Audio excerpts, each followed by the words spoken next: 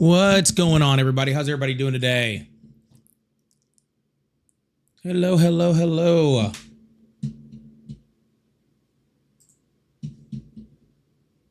Welcome. Welcome to the Polypolitics Show.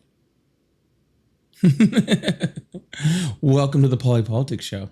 I'm your host. Enjoy the show. Oh my goodness. How are you guys all doing today? Welcome in. See if I can get these things to stop pulling from behind me over here. See if I can get these things to stop pulling from behind me a little bit over here. Woo! It has been a day. Man, feels good to be back in my office. I haven't been up here. in since like Thursday. It's kind of crazy, actually. I haven't been up here since like Thursday. Can we get an intro band? Absolutely. Absolutely. You guys just need to let me know where I can hire one. Okay? But I'm 100% down. I'm 110% down, if you want to be completely honest with you. I'm 110% down if you really want me to be honest with you. We might have to go through a few minor adjustments and stuff with some lighting and some things just to make things look a little better, but I think we're off to a great start. So that's going to be awesome. You know, as you guys are coming in, please say something in the chat. Come hang out, hit that like button, hit it a bunch of times if you're on a certain app. Share out the live. We are on a brand new gift gallery.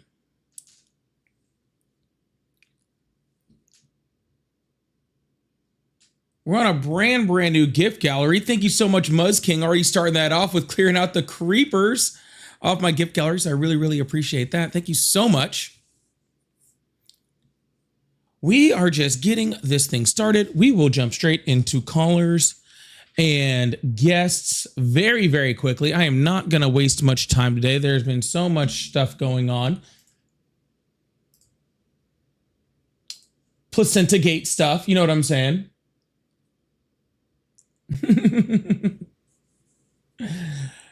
Placenta Gate stuff. Donald Trump still not understanding exactly what NATO is for.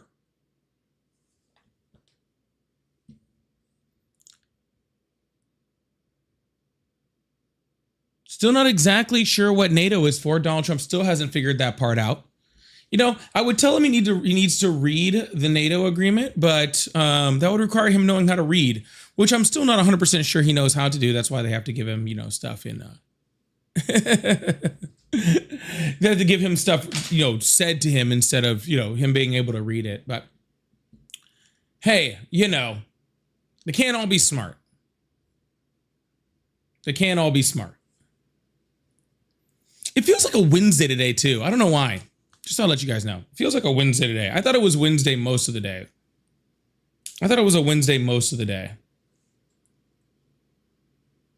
That's very ignorant that he doesn't know how to read. All right, give me a time when he's read. Prove it to me. Prove to me that you've ever seen Donald Trump read anything. Even when he has like bills in front of him and stuff, he looks like he's just saying like what somebody told him about the bill and then signing it. He never reads it.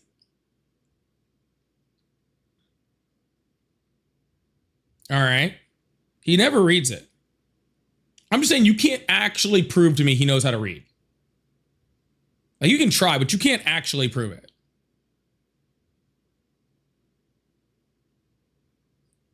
I mean, we could take a guess that says that, but that's about the best we got.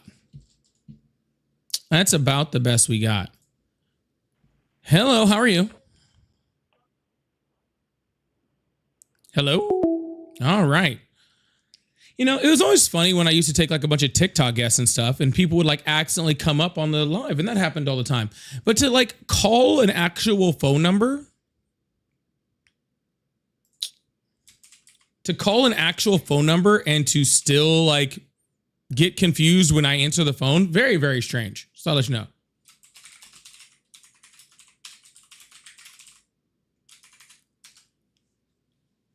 Doesn't read his own. He definitely doesn't read his own tweets. I'll tell you that for sure. Those things have more typos in them. Is that not only does he not read his own tweets, his people don't even love him enough to like read his tweets for him. That's the crazy part. His people don't even love him enough to help him with a spell check. You know?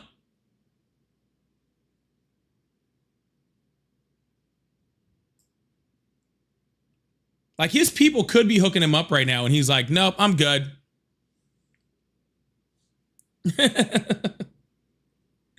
His tweets are difficult to read. They are difficult to read. I try really hard. They're so bad to read that literally yesterday on live, Ari had pulled up one of Donald Trump's tweets or truths or whatever the hell you want to call it, right? Ari had pulled one up. And I was reading it the way it was written, and someone accused me of not knowing how to read.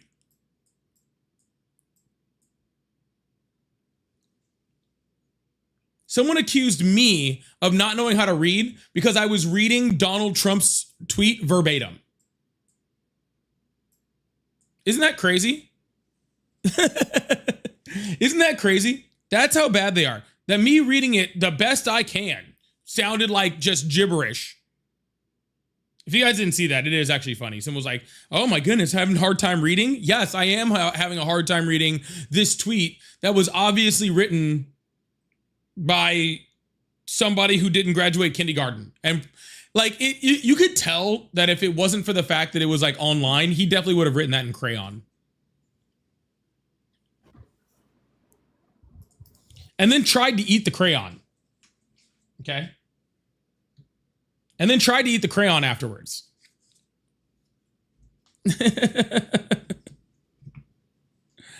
And then would have tried to eat the crayons afterwards. That's the worst part. I eat the red crayon because the red one tastes the best.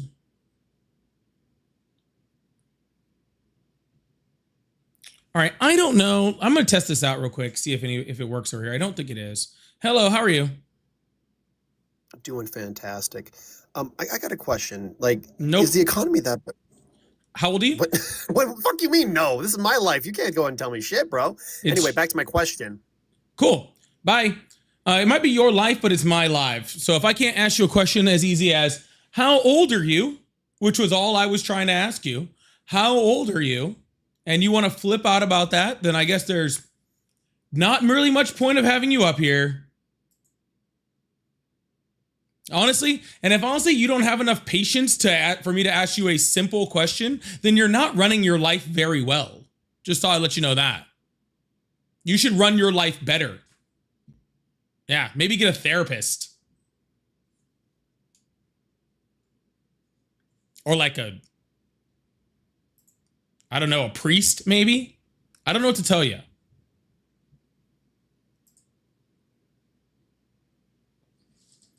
Maybe a priest? Something like that. Oh, he's trying to request back up.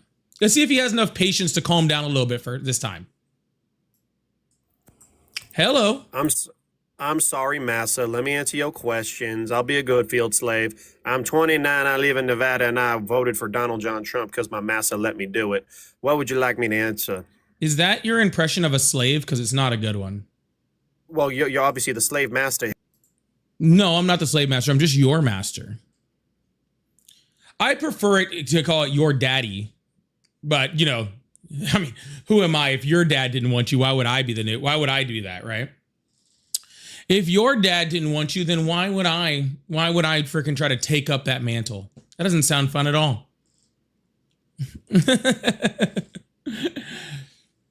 I mean, he left and it sounds like it was for a reason. He left and it sounds like it was for a reason. All right. Smart choice on his part. What's up, man? Hello. How old are you? 19. Awesome. So how do you feel that your name over here that says America First isn't Like, and you have Donald Trump, and those things don't even match. That was just the profile picture was aura. I'm not gonna lie. The profile picture was what? It was aura. Oh, okay. So do you still support You Donald agree? Trump? No. Yeah, I still just support Donald Trump. I voted for him. Awesome. Why is that? Oh, because he's kicking out all the illegal immigrants from the country. How many undocumented immigrants Yeah. did he kick out last year? Man, he kicked out a lot, man. I'm telling you. You want to tell you if I was in charge of ICE, I'd kicked out a lot more, honestly. Okay, well Honestly, let's you let's know, be they thankful that came you're here- not. Hey, shh. Yeah. Now soon I will be. Soon I would take over. I would set up checkpoints where we have to deport them and stuff. Yes, sir. How many undocumented immigrants did Donald Trump deport last year? Tell me how many. Tell me how many. I want to know No. the number. So you don't know the number? Yeah, tell me. Yeah, you don't, or yeah, you do. Yeah, tell me. Okay, it's 600,000. Okay, that's pretty good. First year. Well, to put that in perspective, in 2024, Biden deported 685,000. Okay, so Biden deported immigrants, and all of a sudden it's a problem when Trump does it. No, see, what it's saying is that Biden was able to deport more undocumented immigrants while not breaking the law, not breaking the Constitution, not building concentration camps, not deporting people to torture prisons, not deporting people to countries that they weren't from, Concentration camps. not deporting people to countries that they weren't from without putting freaking, over, I think it was over almost 4,000, 3,800 children into freaking detention centers without putting 20 infants into detention centers and at a lesser cost to the American taxpayer. So I Joe have a Biden question was for you. cool. You can ask it after I'm finished speaking. All right, I respect that. I respect that. Cool, thank you. So what I'm saying is that if you care about people being deported, then you should be a bigger Biden supporter than you a Trump supporter, because in actuality, Trump is doing a really bad job in comparison to Biden, in comparison to Obama, actually in comparison to most modern age presidents. It sounds like y'all just hating on him. Nope, just comparing the reason. numbers. No, because at the same time, you got to ask yourself this: why are you supporting people that's coming into the country illegally? Did I Are say you I was defending support? them? Did I say I was I defending? mean, them? it sounded like it because you got a problem with ICE deporting people. Actually, what I said was that if you wanted people deported, that Donald Trump's just bad at it. He's just bad at it, but he's doing it, and a lot of people self-deported. A lot of people self-deport. How many is that? I have to recheck the number. It was like something million though. Yeah, that number's been Self-reported. fact-checked by literally everybody and found to be wrong. You want to show me that? You can't even show me the number. So why would I show you the fact check of the number being wrong? So what? So what are you, leftist or what? I'm Paulie. Nice to meet you. No, like, are you like a left Democratic, or no? Are you just independent? Well, I'm not a Democrat. I would be, because my policies Okay. and thought ideals would end up on the left side of the Overton window. Yes. Okay. So it's like some of them. So what if I was to say that I kind of disagree with some of the stuff that Trump is doing, and I want to vote independent? Would you agree with that? It would make you pretty smart, but considering you have a literal picture of Trump in your profile picture, I would be kind of hard to believe. Today. Hmm. Is the thing is what I do support, honestly, I'm gonna be serious about this, is that I think it's a slap in the face to immigrants who have to wait 10, 15 years to actually get their citizenship, just for people to come in and be able to get everything handed to them. I don't believe that that's okay. I think it's a slap in the face for anybody to have to wait 10 to 15 years to get into the country to gain citizenship. Period. Hold on. That's what I agree with the left on. Hold on, bud. I was just saying Okay. that part is a shame. The whole part about everything with the undocumented immigrants has nothing to do with it. Our immigration system is broken. That's the problem. Now Okay, so the thing that I do agree with the left on is that making it easier for people to actually become citizens, and it shouldn't have to wait 10 to 15 years to become a citizen. But I had argued somebody with the point that mass amnesty. Do you agree with that? I do. When Yes. Reagan ran under that, I kind of agreed with that at some point, and thinking that we should try to run under that policy. If we was to get somebody. I don't agree with both parties at the same time. I voted Republican, and I'm starting to, I'm thinking that it was a mistake voting for Republican. But at the same time, I don't think anybody's going to use ICE like this and be this aggressive with ICE. I don't see a Democrat using that. I don't want anybody to be this aggressive with ICE. I believe we need them. I don't think we should abolish ICE. I don't believe that we should. Or I mean, people. I know a lot of people on the left, they want to abolish ICE, and then that's my point, is that I don't believe that we should do that So because we need them. I'm gonna let you know something. The left does a lot of things as far as I'll speak this. This is a criticism of the left, and I'm on the left, right? The left likes to come up with these catchphrases that have very, very good intention, right? They have very good intention, but in reality, they're really stupid the way that they sound when they come out of people's mouth, even though the intention behind it is very, very good, right? So I'm going to make an example of that, right? And I'm telling you, right, abolish ICE, right? What no one is saying that we don't need immigration enforcement, right? We do. We just can't have ICE the way that ICE sits right now.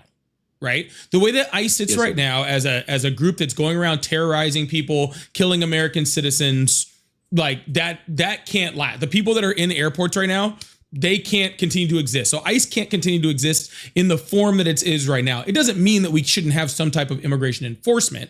I 100% agree, and I'll make another example of that. Right, it was defund the police. Right. Okay. The meaning behind it, when he said defund the police, right? The meaning behind that, when it's, we need to freaking put more funding to social workers, to other people who can handle people that are more mentally incapable, that not every situation requires guns and aggression. That is a great point. When you just say defund the police, it sounds like you don't want any police force ever to exist ever, which is not the point, right? So I just think that sometimes these the meaning behind these things, like abolish ICE, the way that it sits, I 100% agree with, but that doesn't mean that we shouldn't have any immigration enforcement. Does that make sense? Yeah, that makes a lot of sense. I guess the way that they put it, that made me kind of disagree with that type. Because if we was changing the version, changing how they operate, tactics, and all of that stuff, I probably would agree with that. But at the same time, like, honestly, ICE has been so effective in a way that people have self-deported themselves. And maybe that number isn't correct, but it is a big number that people self-deported themselves. And it's really not.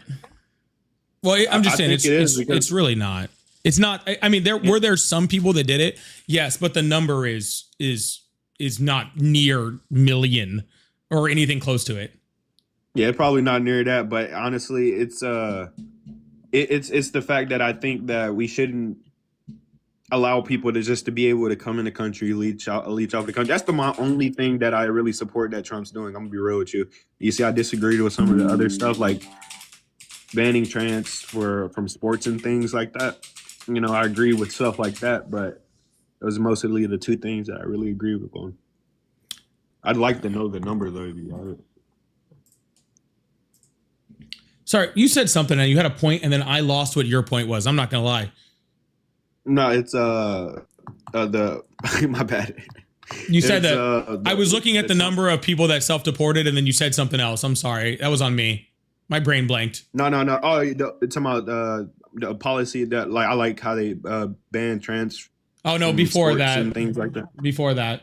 Oh, yeah. What we was talking about before. Oh, my bad. It was the number of people that self-deported. Yeah, so I'm looking right here. Oh, you said they were leeching off the system. That's what I was getting ready to respond to. That. Okay. Yeah. So this is from the Center for Migration Studies, and it is saying, and I can throw it up on the screen for everybody to take a look at.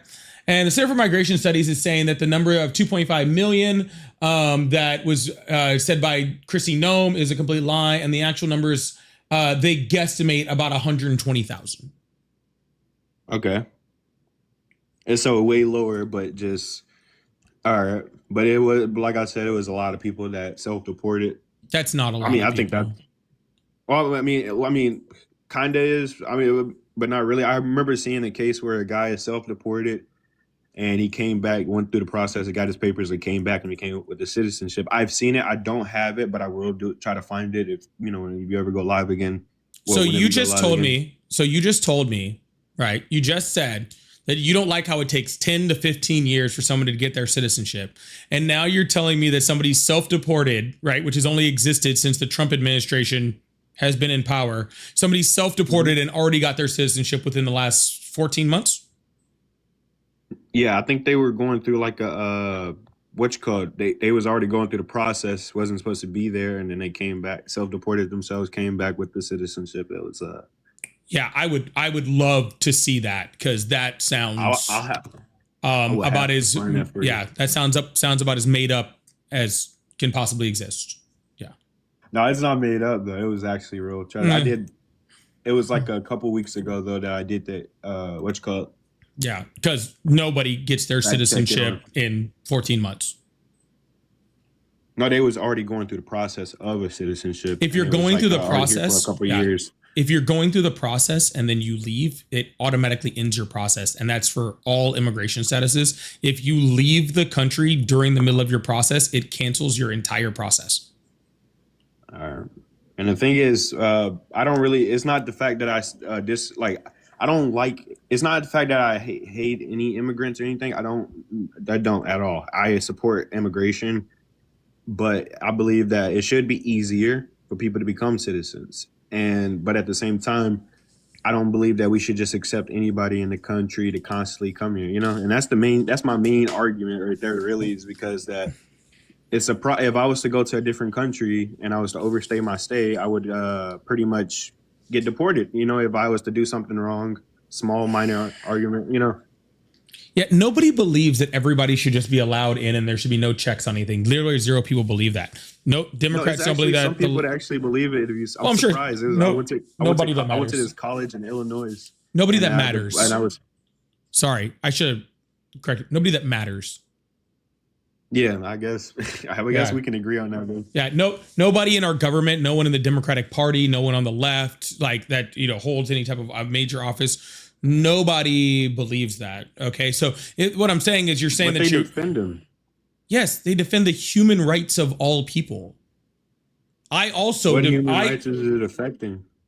When you're building concentration camps and sending people to torture prisons and jailing children, like infants, that is against human rights. Have you seen inside the concentration camps, quote unquote?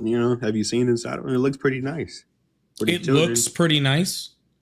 Yeah, way better. The ones where disease is spreading, where literal people don't even have enough room to lay down because the cells are so crowded, where the plumbing doesn't work, where they maybe get fed one meal a day, and on top of all of that, they're putting. Sir. Not to mention the fact that they, like I said, they sent 3,800 children that should have been in school, including 20 infants, to these places. Like, it's horrible. Like, these are incredibly bad conditions. This isn't some like, oh, it was like, no, it's not. What are you talking about? So what about when Obama, he had it worse?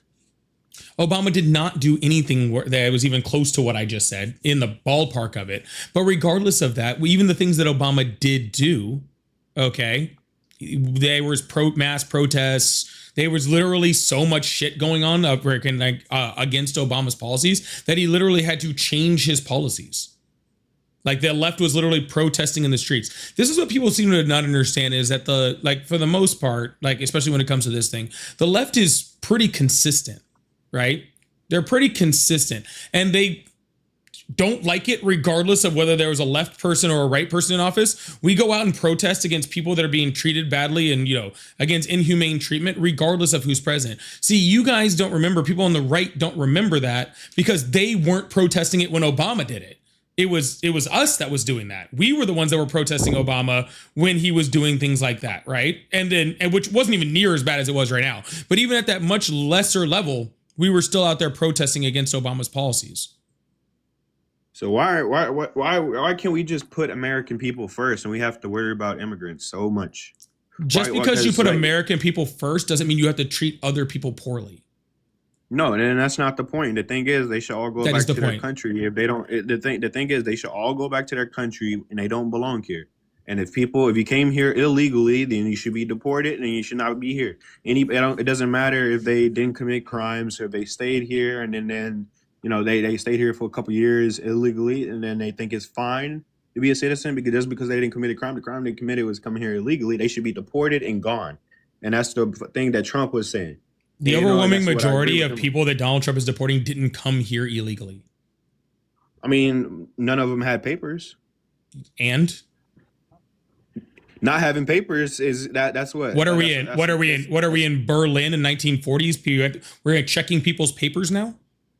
Yeah, checking papers. What's Yeah. wrong with that? Yeah, the overwhelming majority of the people that Donald Trump is deporting came here legally and overstayed a visa, which isn't even a criminal. Yeah, so they which overstayed a visa, so they're here illegally. So that which is something- isn't that is even an a argument that which you all use that isn't. makes no sense. Y'all agreeing with us that them. All right, I'm gonna go ahead and mute you because I was in the middle of my sentence again. Okay. What I was saying was, which isn't even a criminal offense. So when you're calling them illegal for something that's not even a criminal offense, then it doesn't you make don't like any when I call them sense. illegals? It's just inaccurate. Oh, my bad. Aliens. You can call them whatever you want. I'm just saying it's inaccurate. You're saying All right, you illegal said aliens. you said they came here illegally when they didn't, right? They came here illegally. If you don't have papers, you're not supposed to be here. Just like if I was to go to a different country, I was to overstay, Are and we I was to supposed stay to- there, and I was to do something crazy, and then boom, I get arrested. They would deport me or put me in jail. And there's a crazy because the United States is more linear on immigration laws than any other country, and you linear? can really prove that. Yeah, we're more because linear. because we're the only country that's built on immigration.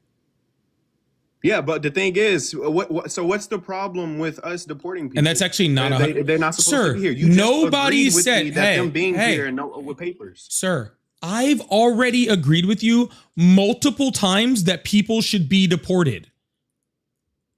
This is like the 5th time I fucking said it. So I just want you to listen right now, okay? Because I do get very tired of like repeating myself. I'm not saying people shouldn't be deported. Did you hear it that time? Yeah, I hear you, dude. Did it stick into your fucking head this time? Oh, are you finna crash out? No, I'm just making sure that you have the No, it capacity. sound like you finna crash out. It sound like you about to cry, honestly. I'm just trying to make sure that you actually have the mental. I'm just trying to make sure that you I gotta say have the mental capacity to have a conversation with me. Because if I have to having the say mental if I capacity. have to say something 5 You're times retarded, bro. and you still keep arguing it, then I don't think that you have the mental capacity to have a conversation with me. Okay?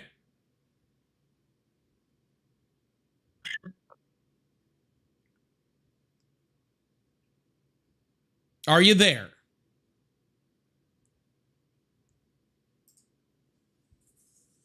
Hello. Yeah, I'm here. All right. So I'm going to Yeah, say I'm it for here. this time, and I'm not going to say it again. Okay. I'm going to say it one more time. I'm not saying people shouldn't be deported. We have our laws and people should be deported. I do believe that it is better for America that we have a higher number. We have a certain level of immigration. I think it's better for America if people have been here for a certain amount of time that we give them amnesty, right? Because it's just cheaper for the Americans. It's better for our economy and it's better for them, right? And if they've assimilated for this long, then I think that's also important. That doesn't mean that I think deportation should end. I don't think nope. So they Nope. Nope. Nope. Nope. Nope. Nope. Nope. Nope. How old did you say you were, sir? How old did you say you were? I didn't. I see How a old little did you gray say you happening were? right there in your beard. Ad homs when you're 19, losing. boy. Okay, that actually makes sense. No, you are because acting like you a child. You just Yeah. yapping your ass off, and you to the point that you really don't want to listen. It's like you're completely avoiding the topic that I am putting down. It's like you're completely avoiding it, and you're like, "Oh, can you hear me? Can you hear me?" I'm like, dude, Your literal It's making no topic. sense. Your literal topic is that I said that people shouldn't be deported, and I'm literally combating that point right now, and you're crashing out. no. My point is, people. No even one if they- fucking asked you. Shut the fuck up while I'm in the middle of my sentence. Oh, you sound like a little fair. Interrupt me again. I'm moving on to the next person. You say what? What you say? Interrupt me again, and I'm moving on to the next person. Or my bad. I won't interrupt you, sir, ma'am, whatever you are.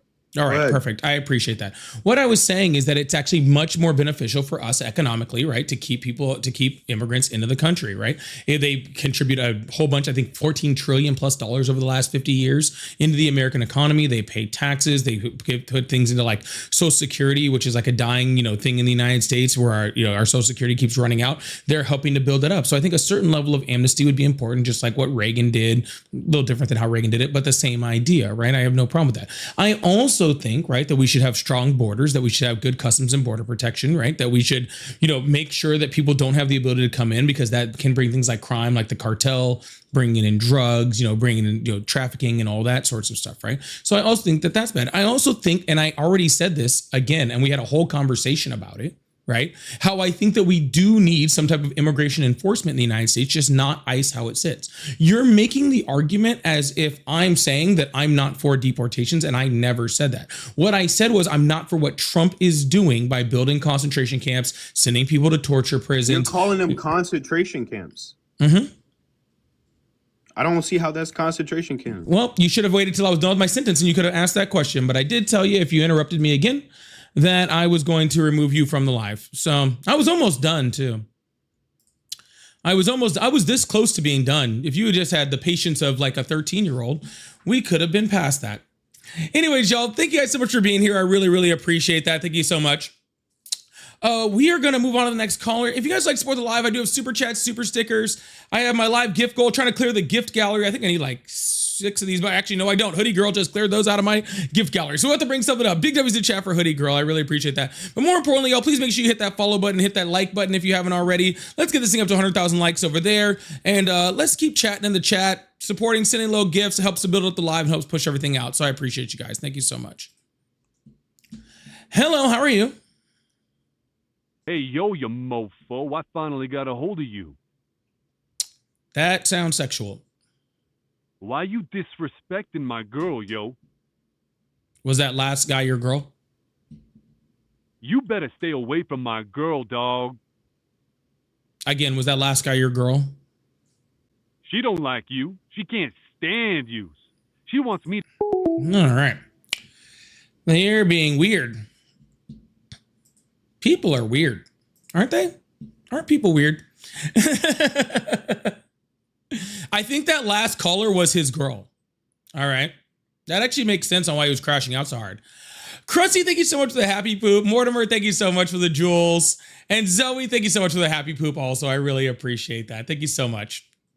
We're going to keep this thing moving, keep some callers coming in. I really appreciate you guys. I also got to move that off my face. Oh my goodness. I didn't realize that was just like on my face. Hello, how are you? Hey, Paulie. How you doing, my man? Love your live. I just need to know, how do I cash app you? I'm new at this stuff and don't know how to. I want to help you out, man. You do an excellent fucking job. I appreciate that. You can get with my mods, but it's Polypolitics, just like my name on Cash App. Politics. Okay. Yep. All right. Just like I'll it look reads. out for you, Yep. brother. Just like it reads on my name. I really appreciate that, man. Okay. All right, dude. Have a good all one. right. Thank you. Yes. Hello. Oh, they left. Hello, how are you? Hello. Hi, how old are you? I'm joking, bro. Just keep cooking, bro. I appreciate that. Thank you. Roxy, thank you so much for the dollar over on the Venmos over there. I really appreciate that. Said it's Rox Fox. I DM'd you a Discord of a video of him. Of who? Who did you? I'll take a look. Hello, how are you? All right. Awesome. How old are you? 57. Awesome. Do you still support Trump? Definitely. I just find this beta bullshit. What? You there? Oh my goodness. Yeah, sorry. Rox Fox sent me a video of our last guest doing a certain salute that was very popular in 1930s Germany on camera. So that was something. Anyways, do you still support Trump? Yes. Awesome. Why is that? I like what I like some of the stuff he's doing. Some I don't, but like I'm all for voter IDs. Yeah, sir, there's already not a state in our great union of the United States of America that doesn't already require voter ID. What's wrong with voter ID? Nothing, sir. Again, there is not a state where we already don't have voter ID. It doesn't. We already have that. I've never shown ID ever. Well, then you are breaking the law, and so is your state.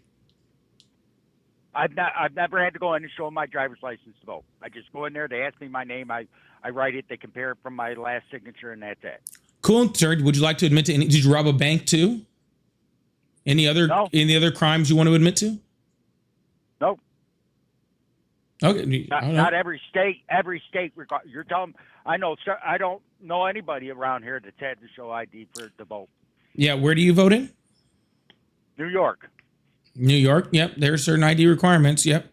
You don't have to use your driver's license in New York, but there are certain ID requirements. You have to you have to show ID to register. Once you're registered, you do not have to show ID. Right, because they bump your information from your voter registration against your vote. Yeah, and that's how they verify. Do you know who the Heritage Foundation is? Oh yeah, it's where they claimed it. Trump's Project 2025 came from. Well, I mean, it did. They signed it. It wasn't like that's who wrote it, right? But you're familiar with Project 2025? Yeah, a lot of stuff they put in there. Yeah. Okay. Cool. Do you know they did a comprehensive study on how many people, like how many fraudulent votes, had happened from people that weren't allowed to vote in the last 5 years? Mm-hmm. You know how many that was? Oh, I know. They say it's less than 100. There's 105 actually. Yeah. So if there has not, I got a question for you, sir. Well, hold on. I have a question for you first. And then you can ask your question. If we've had 105, right, fraudulent votes, then what? It sounds like our voter ID laws are working pretty damn well, don't you think? No. Sorry, let me rephrase that.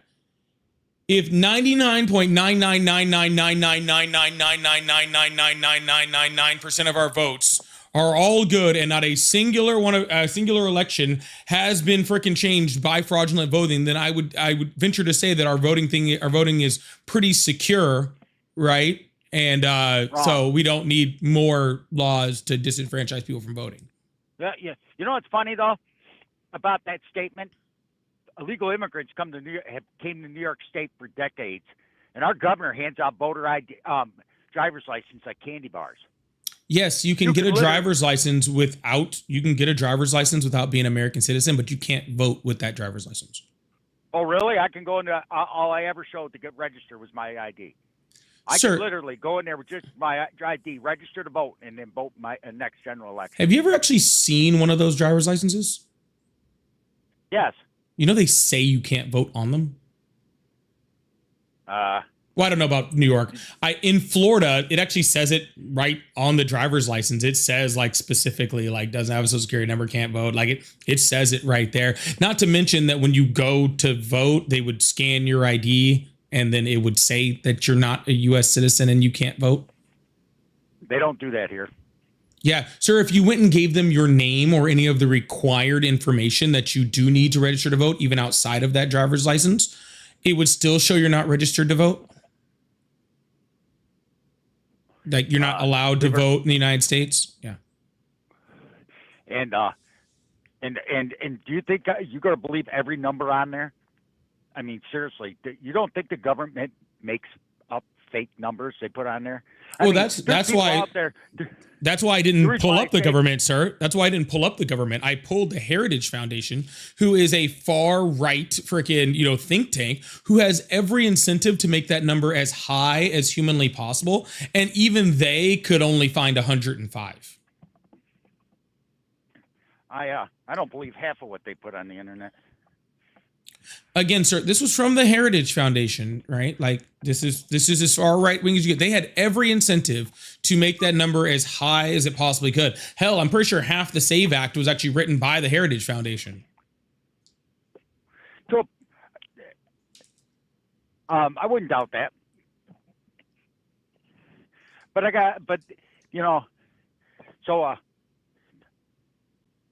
I don't think you'll ever get a president that'll do some of the stuff.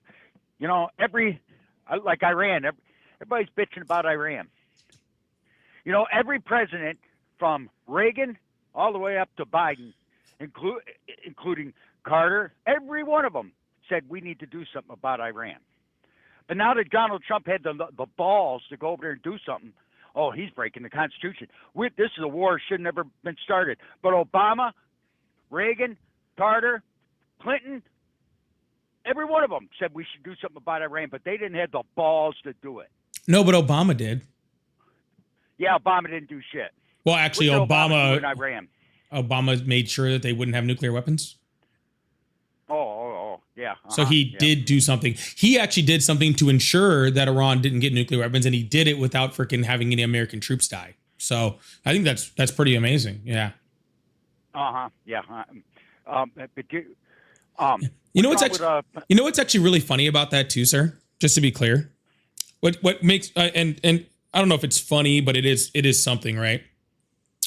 It's that everybody complained about the JCPOA, right? Because what it was a deal where the Obama administration released sanctions on Iran, right, in order for them to not get nuclear weapons. And everybody complained about how bad it was because they were like, oh, they're going to use that money to fund their proxies and all that sort of stuff, right?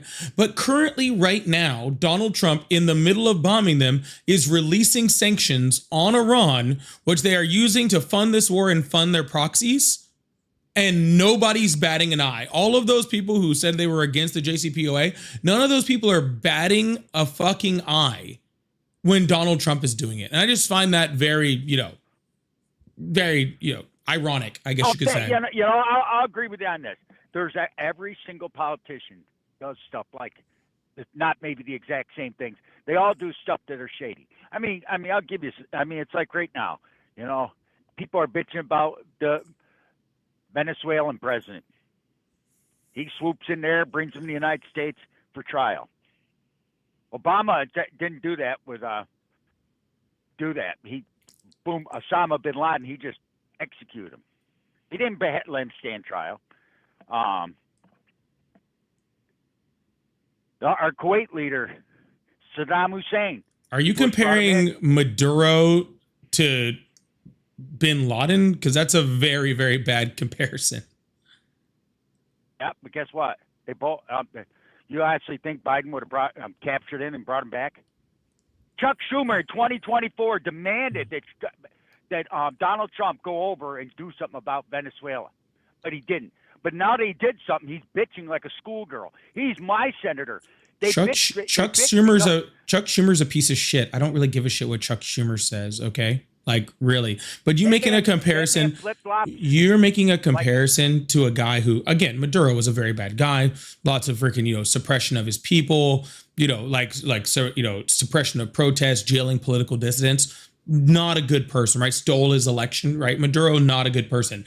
But you comparing that to the leader of a literal Middle East terrorist organization who was held up in a compound, right? Who helped to plan one of the largest terrorist attack, that has ever hit the United States. You making the comparison between those two is crazy, right? That's nuts. I'm not convinced that Osama bin Laden did the World Trade Center himself. He didn't think of it by himself. Well, it takes a village, right?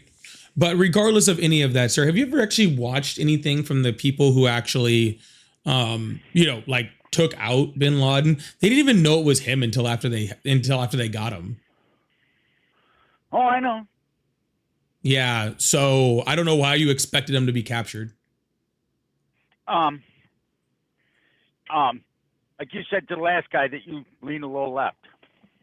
Oh no. I lean left like the Titanic leans left. Oh, okay. So, how do you feel about the policies of our new mayor in New York City? How do I feel about the policies? I think his policies are very well intentioned. I think his policies are very well planned. I don't think he can execute all the plans that he wants to execute, and that's a shame, right? But I think the stuff that he's trying to do is excellent. Yeah. Have you seen some of the stuff he's trying to do? Yes, I have. But which one do you have a problem with? Well, I know I got friends that live there because I'm with it an hour there, and he literally wants to. He's telling these businessmen that we're going to tax you more, which is all well and good, but they're saying fine, we'll leave. He's actually saying if you leave, we'll just give you a penalty and take over your business. That A is not true. B, not possible because mayors don't have the ability to tax. He's already Taxes. gone to our state legislature to work on getting the taxes doubled. Okay, well, if the state legislature decides to do that, which they won't, then that's one thing. But Mamdani does not have the ability to go to business owners and tell them we're going to tax you. That's not how. Oh, they can tax. He can raise property taxes. Yes, he can. He can raise property taxes. He's got this thing that we should tax out the rich, the billionaires, and that out of existence. I don't think he's actually ever said that, though. I don't have a huge problem with it. Oh, you don't, huh? So where do you think our capitalism comes? What do you think our industry comes from? You think it just pops out of there at the sky for no reason? You know, they just. No, I think our industry. I think our industry primarily should be ran by smaller businesses. I think that I think that we should have a lot more smaller businesses, right? That with not billionaires at the top, and where people get a fair share of wage for their work, right? And so we even out things, make a stronger middle class, a lower upper class.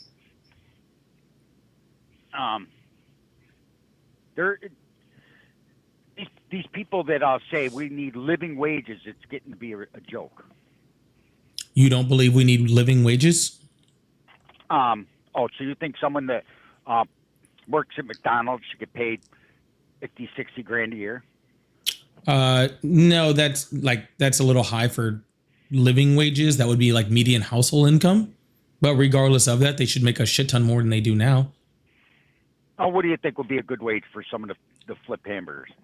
Something that they can live on depending on where they're at. It's like flipping hamburgers in, Sheboygan is probably a lot different than flipping burgers in New York. But I think that no matter where they live, right, they should be able to live and take care of themselves without government assistance. Whatever that wage is.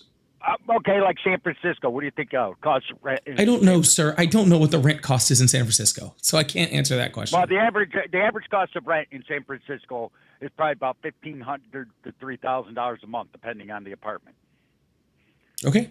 You would to pay somebody, if you paid someone $10 an hour, 40-hour week, $400, you ain't gonna live on that. You'd literally have to pay them probably to be able to afford that apartment. Flipping hamburgers at McDonald's, you'd have to pay them $50 an hour to be able to just basically afford a small apartment. That's doubtful, but regardless of any of that, sir, it does not. I don't care if you'd have to pay them $5,000 a minute. Okay, whatever you have to pay somebody in order for them to live is the right number. You're not going to tell me a number that doesn't make sense to me. Like, but here's the problem with that though. A McDonald's is not a career. McDonald's is not a career because who decided that? Oh, really? Anybody could flip a hamburger. Sir, you do realize in other countries, the McDonald's workers actually make minimum wage, make a livable wage.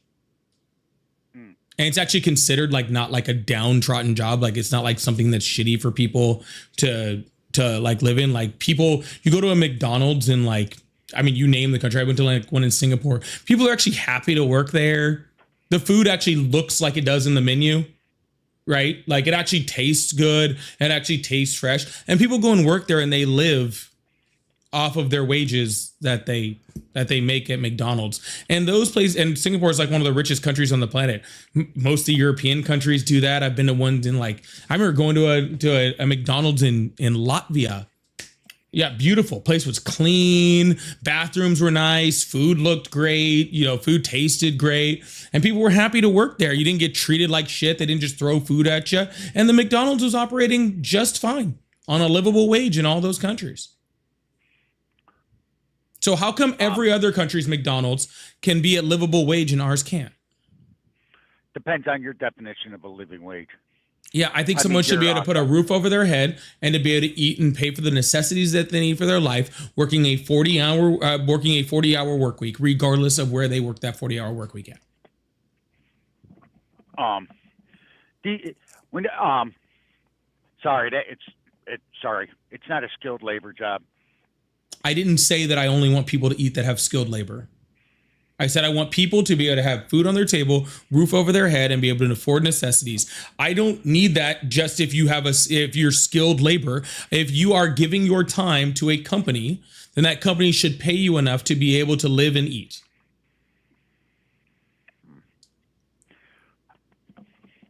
I'm sorry. That's a job for college kids, high school kids, seniors that want something to do or for extra money. It's not a job to raise a family on. Sir, that's your fucking opinion. You're putting this line to say, oh, unless you have this level of job, you deserve basic like life necessities. Right? Think about how inhumane you're really saying right. You really are right now, right? You're saying you're saying that the only people that deserve to live like the baseline of humanity, to have roof over your head, food on your table. You're saying that the only people that deserve to have that, right, are people that have a certain skill, and that everybody else can fucking starve as far as you're concerned. How about have some basic humanity and just be like, hey, everybody should be able to live and eat and work. Oh, you don't think these so what do you got against people getting rich, billionaires? I don't have a problem with people getting rich. I have a problem with billionaires that exploit labor, right? By paying their workers too little, making them live off of government subsidies, right? For them to enrich themselves, because they literally are just stealing from the American people. Yeah, like I said, like Walmart, freaking the CEO and the top people at Walmart make billions of dollars, right? While 60% of Walmart employees are on some type of government assistance. Right? McDonald's the same way. So not only are these companies paying their people too little to live on, but now you and I as the taxpayer are now paying for that person to live, because now they have to be subsidized by us. So instead of you and I, the taxpayer, paying for this person to have food, why doesn't the billionaire pay for them to have food? Because that's really the choice you're making. It's either you and I, or it's a billionaire. I choose the billionaire. You do know that it's like so you think Obama gave $49 billion to save GM. What do you think about that? Oh, I'm not for corporate bailouts at all. I think that they're stupid. Yeah. No, the reason why I'm asking because this is what here's the point I try to make. The one thing Obama screwed up on that whole deal, he gave them $49 billion, and then basically he lost $10 million on the deal when he sold GMC back to GMC when it was for a while. And what's really disgusting about that whole thing, I got a brand new 2024 Chevy Silverado. Guess where it's made? Mexico. Yeah, that's Mexico. Fine, sir. What does that have to do with making sure poor people can eat? I mean, I'm glad that you can afford a nice brand. I'm glad you can afford a brand new American Mexican truck. I think that's awesome, but I just don't know what that has to do with making sure poor people can eat. That's the kind of stuff they need to change. Instead of worrying about, Obama should have said, "Hey, look, we're going to give you $49 billion to save your company. Then you're going to bring those jobs back to the United States." That's one thing Donald Trump promised us. He hasn't succeeded yet. That's one thing I didn't agree with. It's like I mentioned that to some people, and they say I'm wrong. My truck ain't made in Mexico. It says right on the door tag, right inside the door tag, Mexican made. So my answer is, GM, if you add it up, they added it up about 3 years ago. It's basically around $25,000 to $30,000 every tax-paying American gave GMC. In simple math, every one of us gave $25,000 to $30,000.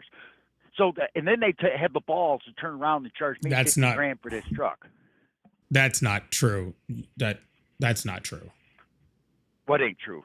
Whatever number you just gave, that's not true. What did you just say? How much were they bailed out? $49 billion. 49 billion. No, that's not right, because we just did the calculation on Donald Trump trying to increase the Pentagon budget by $200 billion. And that ends up being like something like $1,200 per American taxpayer. So if 200 billion is $1,200 per American taxpayer, then 39 billion is a fifth of that. So, Well, so 200 they were and saying something that dollars. that wasn't including the interest that they had to pay. But the point is, they shouldn't have gave them anything.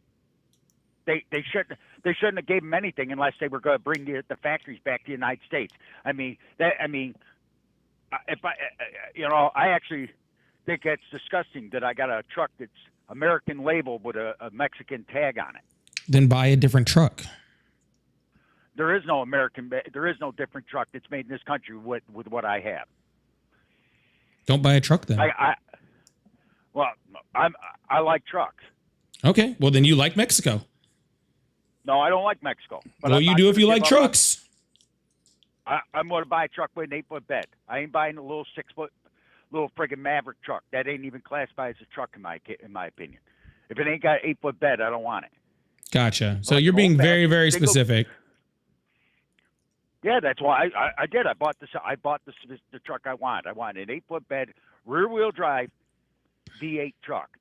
Now, I didn't want one of these little 4-cylinder turbo-powered or V6s. I wanted a truck. That's the difference. Sir, you chose to drive. You chose to buy a Ford truck, and that Ford truck was made in Mexico. You could have chose to buy another truck. That was your choice. That's capitalism, baby. You're talking about all these billionaires and all sort of stuff. That's what capitalism is, sir. Your capitalism is what says that your truck can be made in Mexico, and if that's cheaper, then that's going to work. So I don't know what you're like. Capitalism does work for the most part. This country wouldn't be here if it wasn't for capitalism. The industries would not be here without capitalism. You're telling me the industries aren't even here; they're in Mexico. There is a lot of industry that's here still. You're telling me that an American company like Ford isn't even here. So Chevy. I guess Chevy, whatever. GMC. They still build products here. They just don't build them all here. Sir, I'll be honest with you. China's building cars with robots that don't even need people. Okay, where that's the future. I don't think it's really going to matter whether your car is made in Mexico or your car is made in the United States, because pretty soon we're all just going to be making cars with robots. I literally New York Times literally just did an entire thing on it, which was freaking excellent, by the way, where they literally have Chinese dark factories. They call them dark factories because they turn off the lights because there's no people in there, and they're pushing out cars 24 hours a day. Okay. That's where we're headed. And especially as Donald Trump does all of this investment in things like AI, right? Which he's doing. He's massively investing in things like AI. It's just pushing closer and closer to just no American made, like no people made things. They're just pushing things out. Now let's get this thing up to 150,000. I appreciate you guys. Hit that like button if you can. I really appreciate you guys. Thank you so much. But yeah, New York Times did a whole thing on it. Like, you're worried about whether it's made in Mexico. It's going to be made. It ain't going to be matter where it's made soon. It's just going to be made by robots in wherever, I guess. So it ain't going to matter. No, I don't think so. Sooner or later, we'll just be building things for the robots. Yep. But to think that you're going to get rid of billionaires is crazy. I don't think we're going to. I think we should. Why? Why? Because billionaires hold no purpose in society. Where do you think the industry comes from? Again, I would prefer that the industry came from small businesses. I'm not saying that someone shouldn't be rich or someone shouldn't make money or someone shouldn't own a business. I'm not saying any of that. What I'm saying, sir, is I would much rather, instead of having, a Walmart every quarter mile in the United States, would rather have local businesses selling goods, okay, that are more benefit the community and benefit the people, that make the middle class more rich instead of just enriching the top 1% of the 1% of the 1%. That's all I'm saying. I would rather if you played the lottery tomorrow, so let me ask you a question. So if you played the lottery tomorrow and you won $50 billion. Is that how high the lottery is now? I don't play the lottery. Well, no, if you won $50 billion in the lottery tomorrow and you played it and won, how much of that would you expect? Would you be okay with the government taking in taxes, being you're okay with billions? Well, it wouldn't matter how much I got. They're going to take about half of it right off the bat. So I'm only going to have about 25 billion, which is really more money than I could ever think to spend and do anything with ever. I mean, you realize that billionaires are way too, have way too much money when they're just like sending themselves to the Titanic, making Titanic #2 and sending themselves to the moon. They don't even know what to do with all that fucking money, right?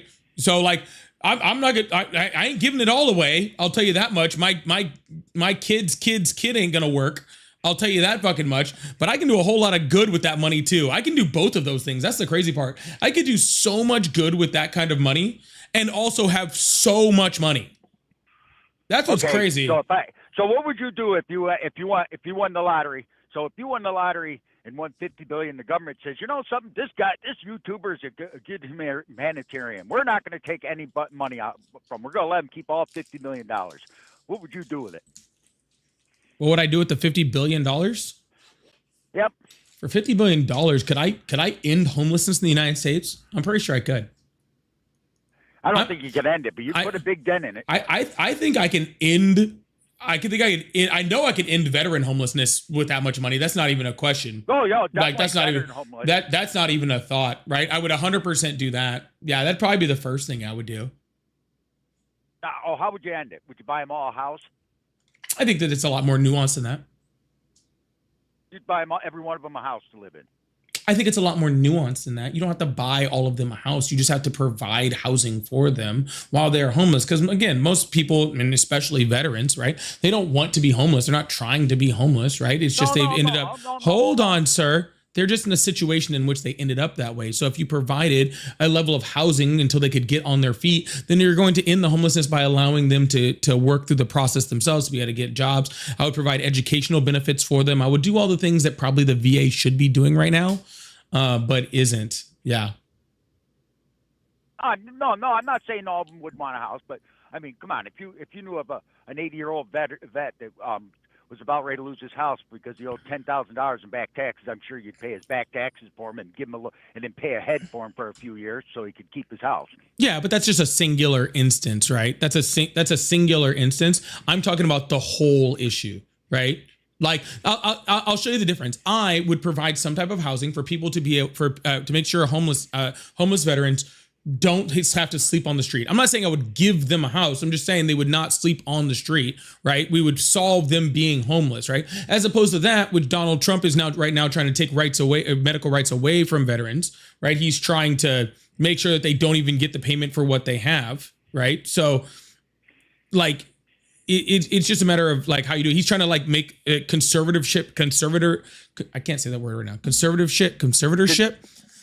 Mandatory for veterans, like against their will, right? Like I'm just saying we could do a whole bunch. What I am saying is right now, like that's not even like the purpose of all this. I would find some type of charity or something good that I would do with that money for that would make me happy to be giving back to my community. Like, right. That's what I would want to do. But I think that it's also right now our government's job, right? Because again, if I'm saying I could probably do that for 50 billion, then why is our government spending 200 billion extra dollars on a war that we chose to go to instead of ending veteran homelessness? You don't think the people in Iran wanted us there? To do what? 30 years ago, Iran was almost like the United States. Yes, until we installed an Islamist government and actually armed the Islamists to take over the country. Yeah. We didn't do that. Operation Ajax, we sure as hell did. Yep. You weren't even. Do you remember that? How many people they slaughtered of their own people? What does that have to do with what I just said, sir? The reason why the Iran is not more like us and is a full theocracy is because we armed the theocracy and put them in power. Yeah, I don't believe that. Operation Ajax, sir. You can look it up.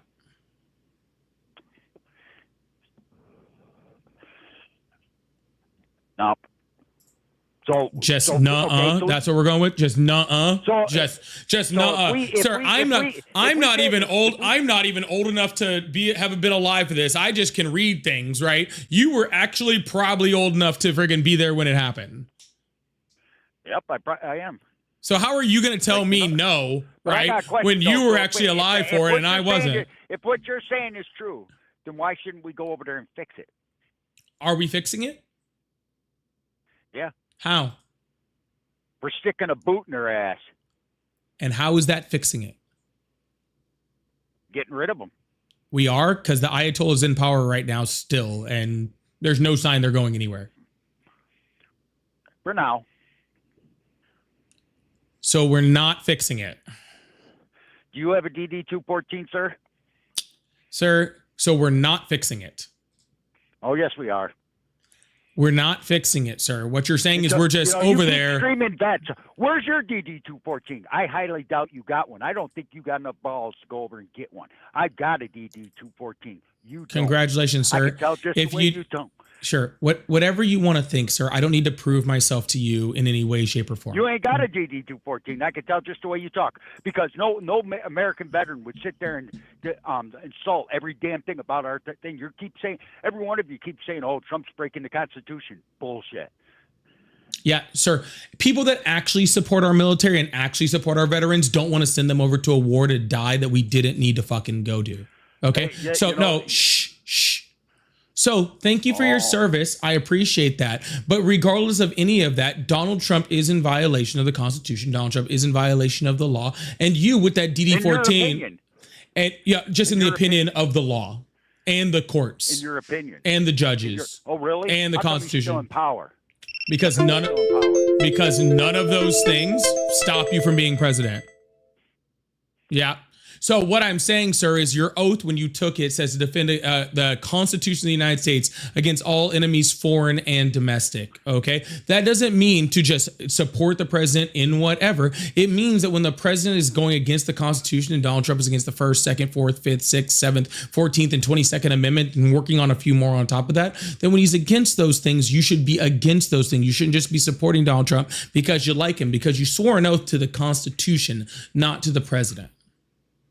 Oh, so the question, if you were in the military now, would you disobey an order to go over there and fight? No. Exactly. They can't do that either. I'm aware that they can't. That doesn't change the fact that we shouldn't be wanting to send them there. Our military, this is some post 9/11 Iraq war bullshit that is still in people's head. People for some reason think that if you don't support the shitty war that some fucking president or some politician sent our people to, that you don't support the troops. No, I support the troops. That's why I don't want them going to die in a fucking war. I think our troops are absolutely amazing. I think we have the best military in the world. And I think that freaking they can pull off whatever operation that we set their minds to because they're absolutely amazing. But because of that, I don't want to waste their talents and waste their lives going to fight a war that I don't think we should be fighting because it gives no benefit to the United States. That's not me saying that our troops shouldn't obey orders. 100% they should obey orders. If you're in the military, that's your job. That's what you signed up for. But I'm saying, for everybody else, that we should be saying, hey, we're against that war that is causing them to do that. But and as far as Operation Ajax, I wasn't around when that started, by the way. Just so you know. That was in the 50s. Okay. But anyway, sir, I'm going to go ahead and get off the phone with you and move on to the next caller. I hope you have a great day, okay? Oh, yeah. All right. Y'all, please make sure you guys hit that follow button, hit that subscribe button if you haven't already. We're going to move on to the next guest and keep this thing going, but I really appreciate you guys. If you guys would like to support the live, I do have super chats, super stickers, gift go. We're almost done with these hat and mustaches. But if you're over on the Clock app, please make sure you go up to my face, hit that gift gallery, see if we can clear some of this gift gallery out on a Tuesday. We are just starting it off fresh this week, so really, really appreciate you guys. So help clear that out. That would really, really help. Also, hit that like button. Let's get this thing up to 200,000 likes. If you guys are over on the YouTubes or whatever and stuff like that, you guys can support by hitting that like button, hitting that subscribe button, hitting that follow button, and any type of live gifting things help support too. So I really appreciate all of you guys. We're going to open up. Oh, I didn't have the phone lines in it. So we're going to open up the phone line, see what we got over in the guest request box and see if we can get another caller in here. So I appreciate you guys. Hello, how are you? Hello, good. How are you? I'm excellent. How old are you?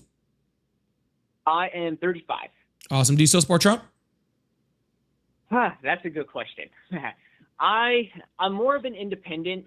There are pieces where I do support them. Open border was the biggest thing, having that closed.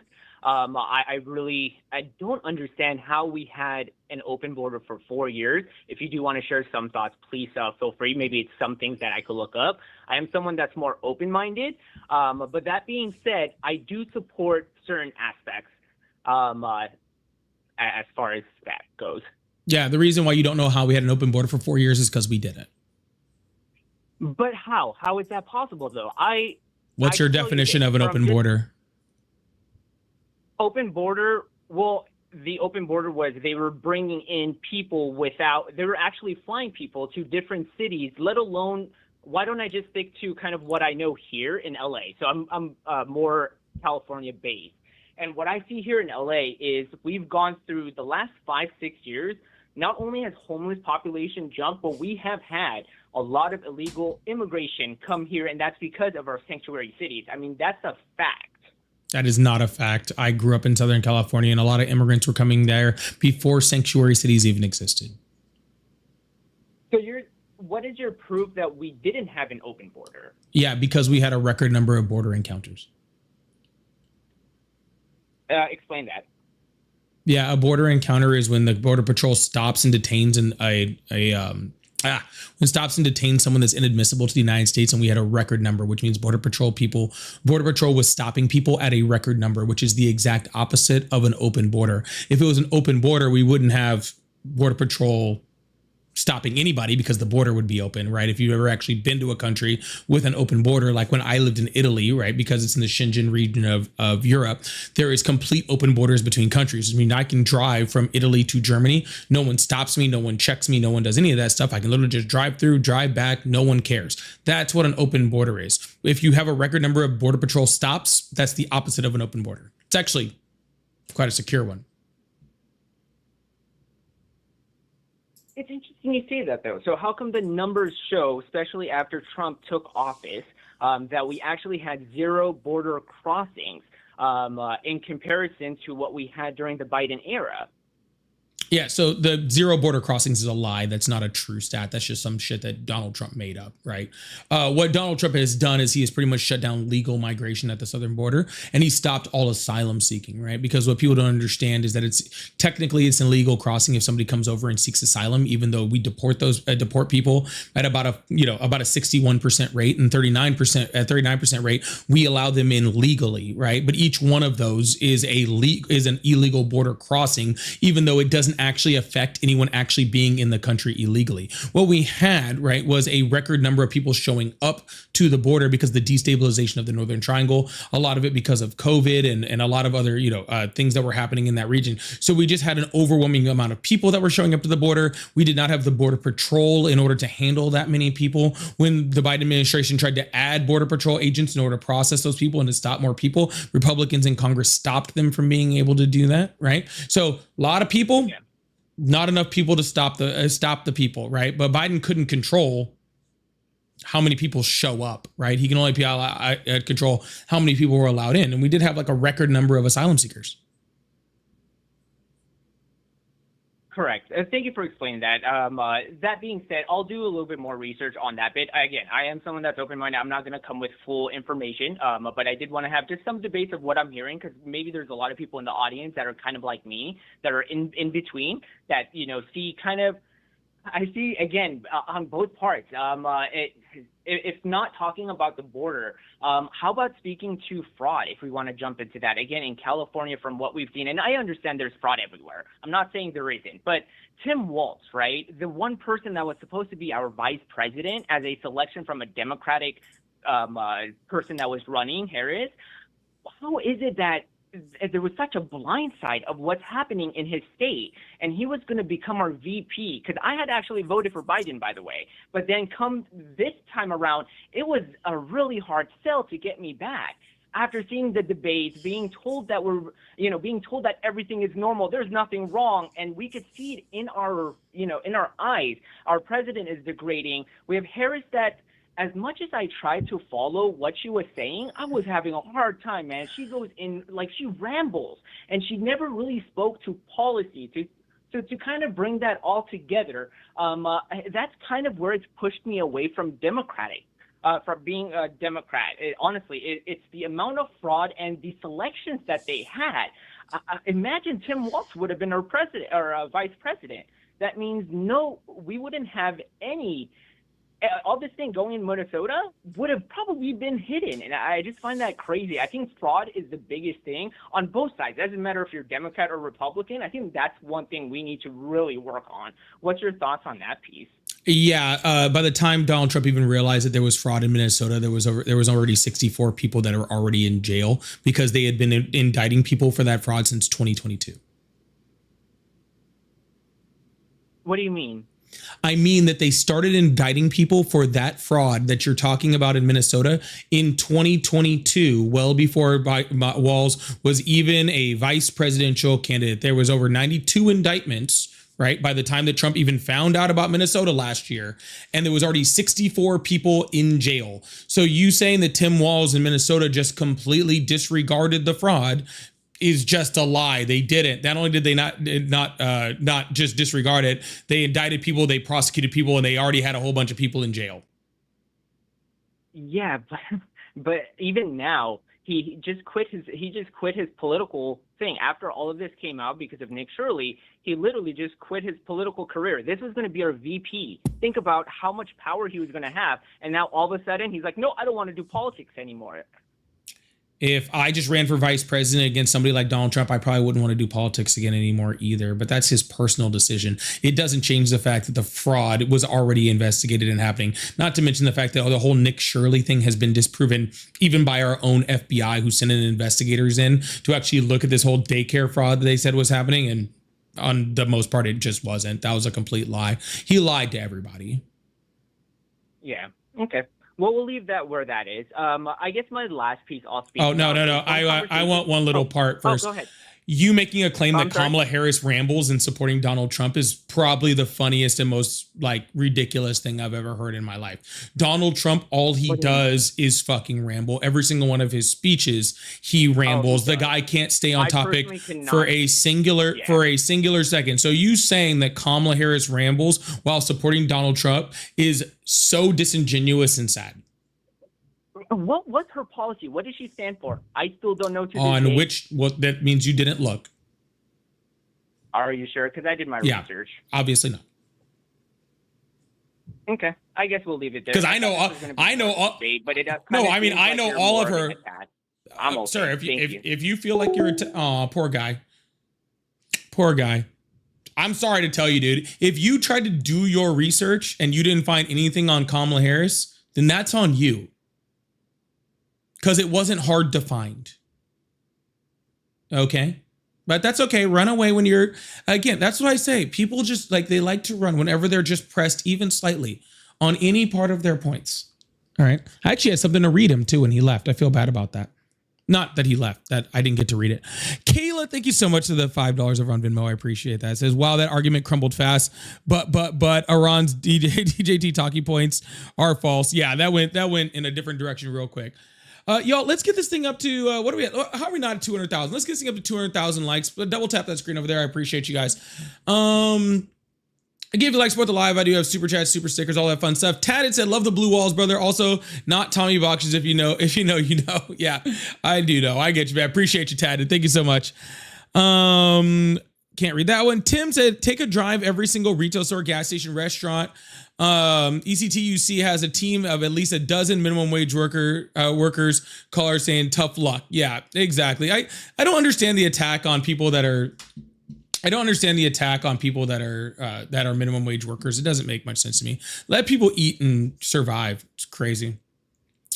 Thanks a lot, Tim. Sean said he voted to get the VA budget cut. More will be cut. The pay that the $500 billion military budget hike. I'm sick of MAGA lip service to veterans. Insane. Yeah, it seems to be just truly all lip service at this point. I don't know if it actually has any. I don't know if it has anything that's not lip service at this point, which is kind of crazy. And they're trying to cut. They're cutting so much from the VA. They're cutting so much for the VA, man. It's pretty crazy. But thank you so much, Sean. I really appreciate that. W's in the chat for our veterans in the house. Yep. W's in the chat for veterans in the house. And Adam, thank you so much. The $20 super chat says Trump has literally pardoned many fraudsters and is one. And also is that fun thing where he actually is one. Like literally a felon convicted of fraud, which is wild. Which is absolutely wild. All right, y'all. Big to chat for Adam, too. Oh, my goodness. For the big $20 super chat. I really, really appreciate it. If you like support, that's a great way to do it. Also, I'm going to throw the corgis up. Try to clear that off the gift gallery today, too, over on the Clock app. But let's get this thing up to 200,000. We're going to hit 500,000 today. I want to hit 500,000 today. Okay? I'm tired of playing around. Let's hit 500,000 today. Let's get to tapping the screen, too. I really appreciate you guys, all right? Thank you guys so much. Hello, how are you? Thank you. Thank you. Thank you. Thank you. Thank you. Thank you. You're welcome. You're welcome. You're welcome. You're welcome. You're welcome. You're welcome. You're welcome. You're welcome. You're welcome. Now, what am you're welcoming you for? Thank you.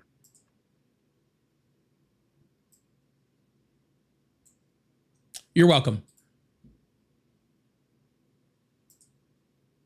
Thanks. You're welcome.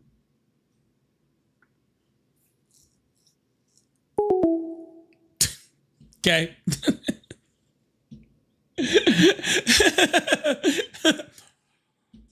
All right. Glad we got that out of the way. Glad we got that out of the way. That might have been, I think that might have been some kink stuff. I'm not sure. That might have been some kink stuff. That might have been some kink stuff. I'm not sure. Yo, I need 3 corgis from one person to clear us off the gift goal. If you guys like support, I really appreciate that. That would go to help me out a lot. Thank you guys so much. Hello, how are you? Hello. Hi, how old are you? 43. Awesome. Do you still support Trump? I do. Awesome. Why is that? Well, I support him because he's the president of our country and I live in this country and I want us to do well. So I figure I'm going to support the leader. You know who Teddy Roosevelt is? Yes. Yeah, he said that's the most unpatriotic and servile thing that you can do. Are we supposed to listen to everything Teddy Roosevelt said? Well, technically, you said that you support every president, and since Teddy Roosevelt was a president, right, that you should support him based off of what he says. And so, so we only support presidents that were here when you were alive. Got it. Sorry, my bad. I just got confused because I thought we were just supporting presidents because they were the president. So why do you ask people the question if you don't really want the answer? What are you talking about? I did want the answer. No, you rebutted immediately something else. You didn't further ask me about it. Yeah, you said, I support Donald Trump because he's the president. I want the United States to do well. And I rebutted that by saying that Teddy Roosevelt said that that's the most unpatriotic and servile thing that you can do. That was my rebuttal to it. Teddy Roosevelt's opinion. Yeah. Okay, and this is mine. Okay. I just wanted to know where your allegiance to presidents came from, like how far it went. So I thought that was a pretty valid question. Apparently, so like when other presidents say, like Obama says that, like Donald Trump is horrible and all that sort of stuff, should we listen to him when he says that? So I voted for Biden. So when Biden was my president, I supported Biden. I mean, millions of people that voted for Biden did not vote for Harris. So are they all, what happened to them? You can not do that, ma'am. The question is, should we support a president just because they're the president? And I don't believe that we should. Actually, I think that out of all jobs, I think that all the jobs in the United States, the one job that you should not support someone in just because they hold that position is being an elected official, right? Because he works for us, right? It's not our job to support the president just because they're the president. It's the president's job to support the American people. I agree with you, but also we had two options. We had Harris and we had Trump. Even the Democrats didn't vote for Harris by the millions that voted for Biden. So something's wrong somewhere because it wasn't just Republicans that voted for Trump. Yes, I mean, in my state, Florida, even Democrats can be Osceola County, the largest Puerto Rican community voted for Trump. Miami went red, first time since 1988. Yes, absolutely. So, there are both misogynists on Democratic and Republican sides. You are correct. Yeah. Yep. So both sides have a whole bunch of people that just would not vote for a woman, regardless of which side they're on. Okay, that's your opinion again. That's not a fact.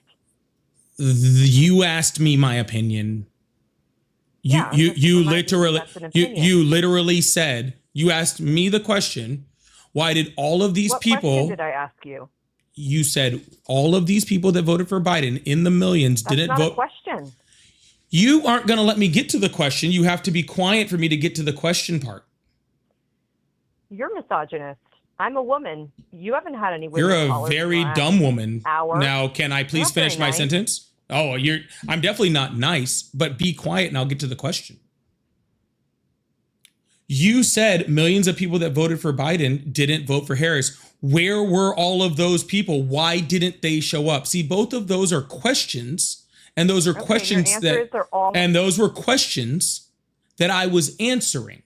Okay. So if you're going to ask me a question, then I'm going to answer the question. I'm sorry if you don't like my answer to my question, but I am getting very, very tired of getting 3 words into a sentence and having you cut me off. Okay.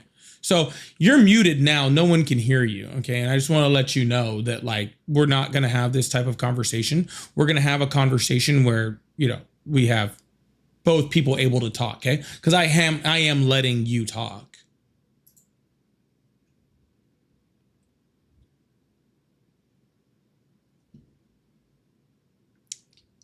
Are you there? Yeah, I didn't permission to speak. Yes, you always have permission to speak as long as it's not, breaking the middle of my sentence. Right. So I was waiting. Well, as you can tell, I'm not in a sentence anymore. Or maybe you can't tell. I'm not sure. I don't know. Your question is, do you still support Trump? My answer is yes. A lot of people in the state of Florida did. Michigan turned red. We had Dearborn, Michigan, one of the largest Muslim populations, voted for Trump. I don't think it's all white rednecks. I think that narrative has been busted. I never made the claim that it was all white rednecks. I didn't say you. Okay. 8 million people voted for him. So. Yeah. Yeah. And now his approval rating is about. What is the Democrats' next plan other than hating Trump? Who are they going to elect next? Sir, Donald Trump's approval rating right now is like 36%. So there's a lot. Who are the Democrats going to elect next? We'll get to that in a second. But a lot of people, just like you said, a whole bunch of people that voted for Biden didn't turn out and vote for Harris. They actually voted for Trump, and some of them did. And a whole bunch of those people that voted for Trump are now regretting their vote significantly. That's why his approval ratings are so low. But I don't know who we're going to vote for as the president, because that's in 2028, and we shouldn't be deciding who we're going to vote as a presidential nominee in 2028. I would decide before the last minute, like this time. Oh, so you're giving my suggestion. Oh, okay. Note taken. I mean, that was a shit show. Yeah, it is a shit show. That is very stupid. This is why we shouldn't put 80-year-old people into the presidency. I completely agree. I do agree with you on that. I agree with term limits. Well, that wouldn't be a term limit issue. That would be an age limit issue. Well, an age limit. Yep. So I agree. We should have age limits on presidents. I completely agree. And I do agree that it was a shit show. I actually blame Biden a lot for the fact that Kamala Harris didn't win, because she didn't really have too much of a chance, when considering she only had like 101 or 102 days to run for president, which is the shortest run for president in American history.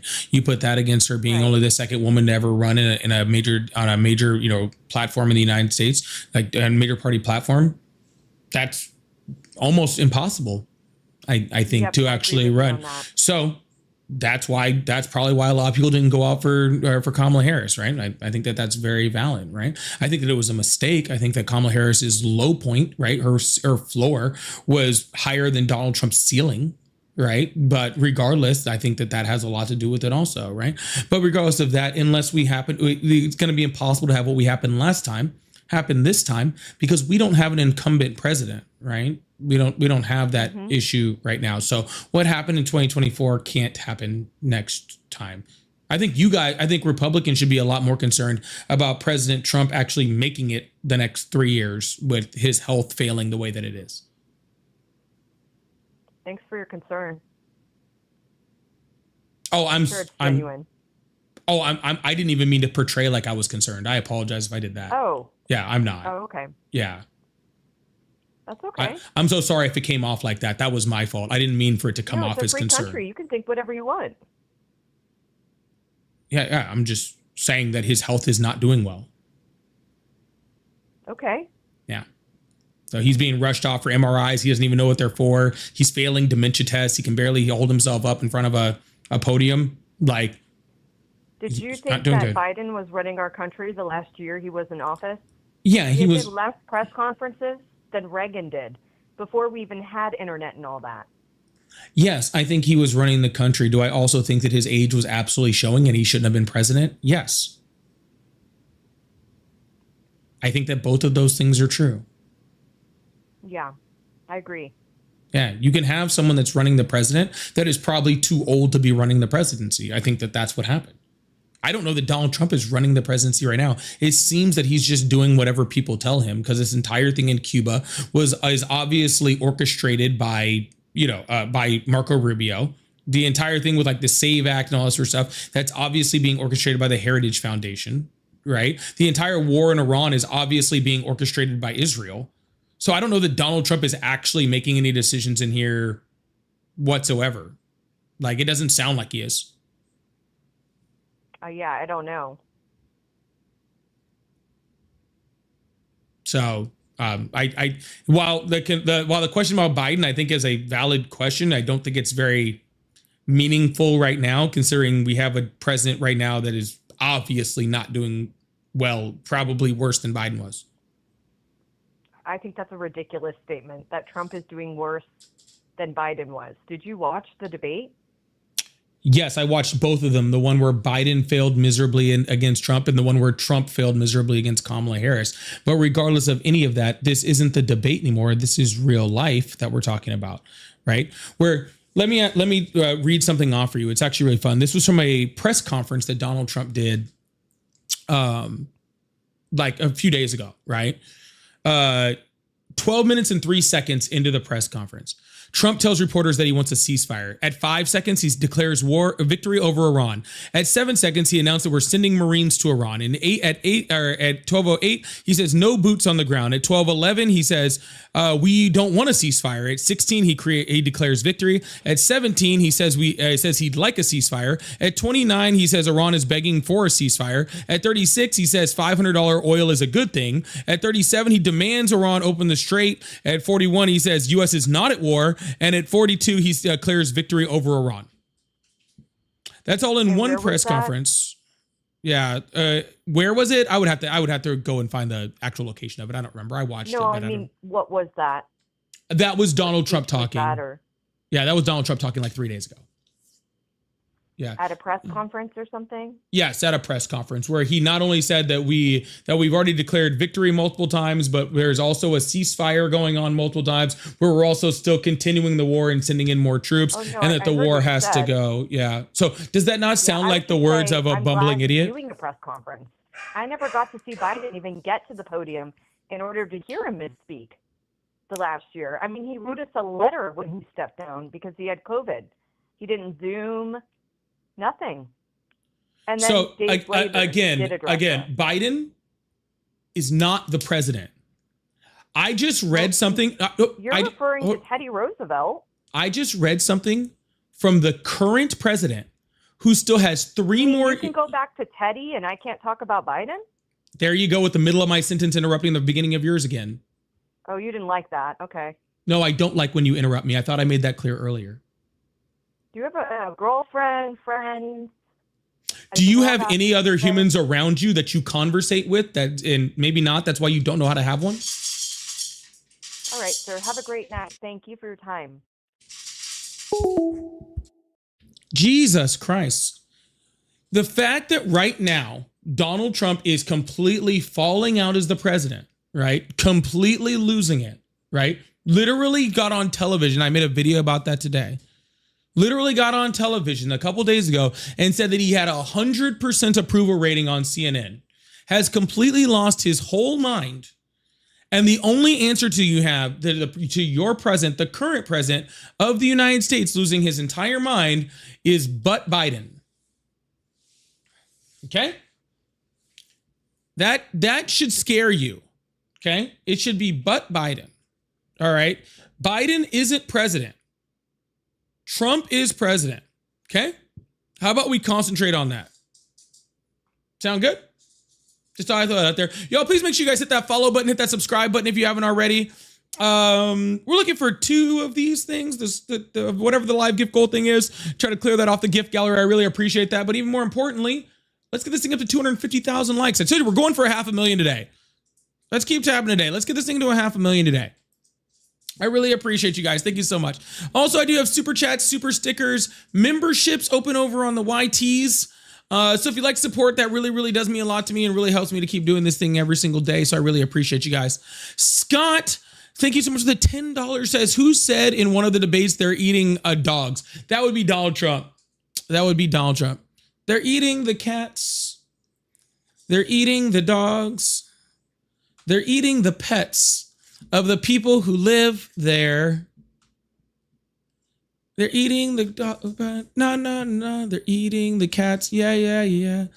Such a good song, Scott. Thank you so much, Scott. I really appreciate you. Hello, how are you? Hey, hello. How are you, sir? I'm doing great.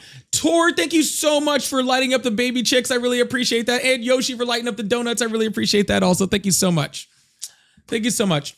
All right. Hello. Sorry, sir. How old are you? I'm 46. Awesome. Do you still support Trump? Absolutely. Awesome. So the first time in presidency, I didn't vote for him.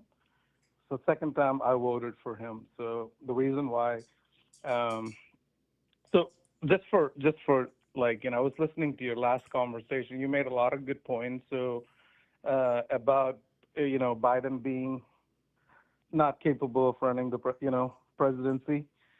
Same thing you said about Trump as well, right? But I got a question. Do you think Kamala is a better candidate than Trump? Absolutely. No, what did she achieve during her presidency that you can say that was a better achievement than what Trump is doing right now? So she's I'll never, make one point she's never, but she's never been president. So how could she accomplish something during her presidency that was better than what Donald Trump accomplished in her presidency if he was never president?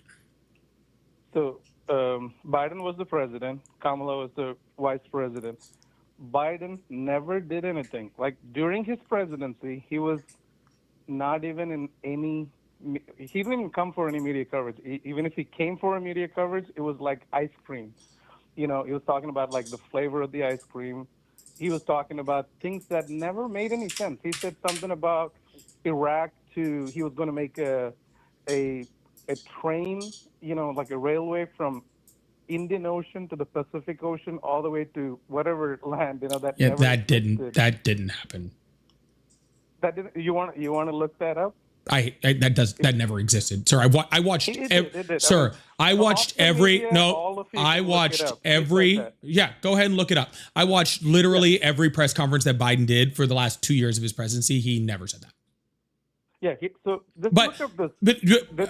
Maybe you're confusing it. Remember, he did at one point say that we were bombing airports in the Revolutionary War. Is that what you mean?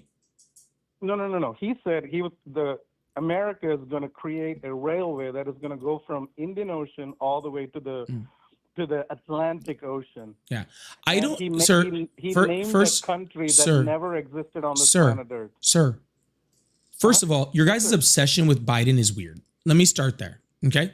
Second of all, no. Nope. The question I asked you, so I'm going to repeat it again.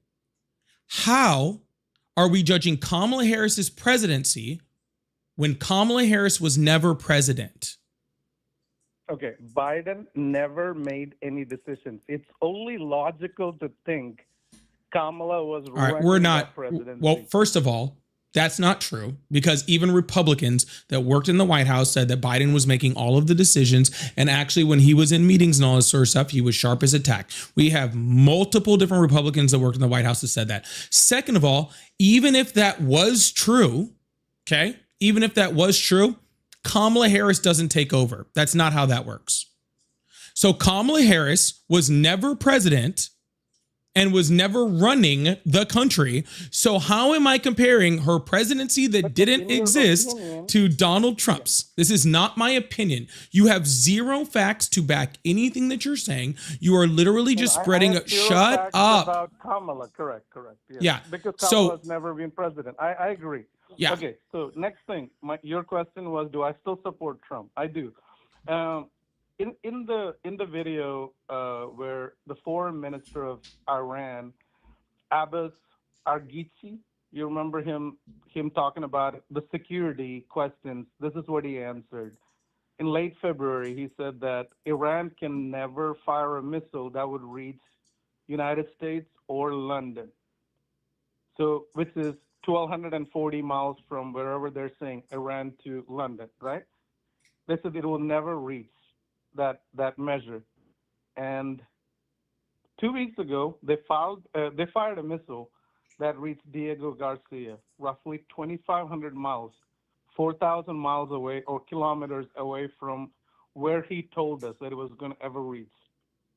So Diego Garcia is nowhere near London. No. I'm talking about the distance. I know the distance from Iran to London. What is the distance from Iran to London? Oh my God! It's nowhere.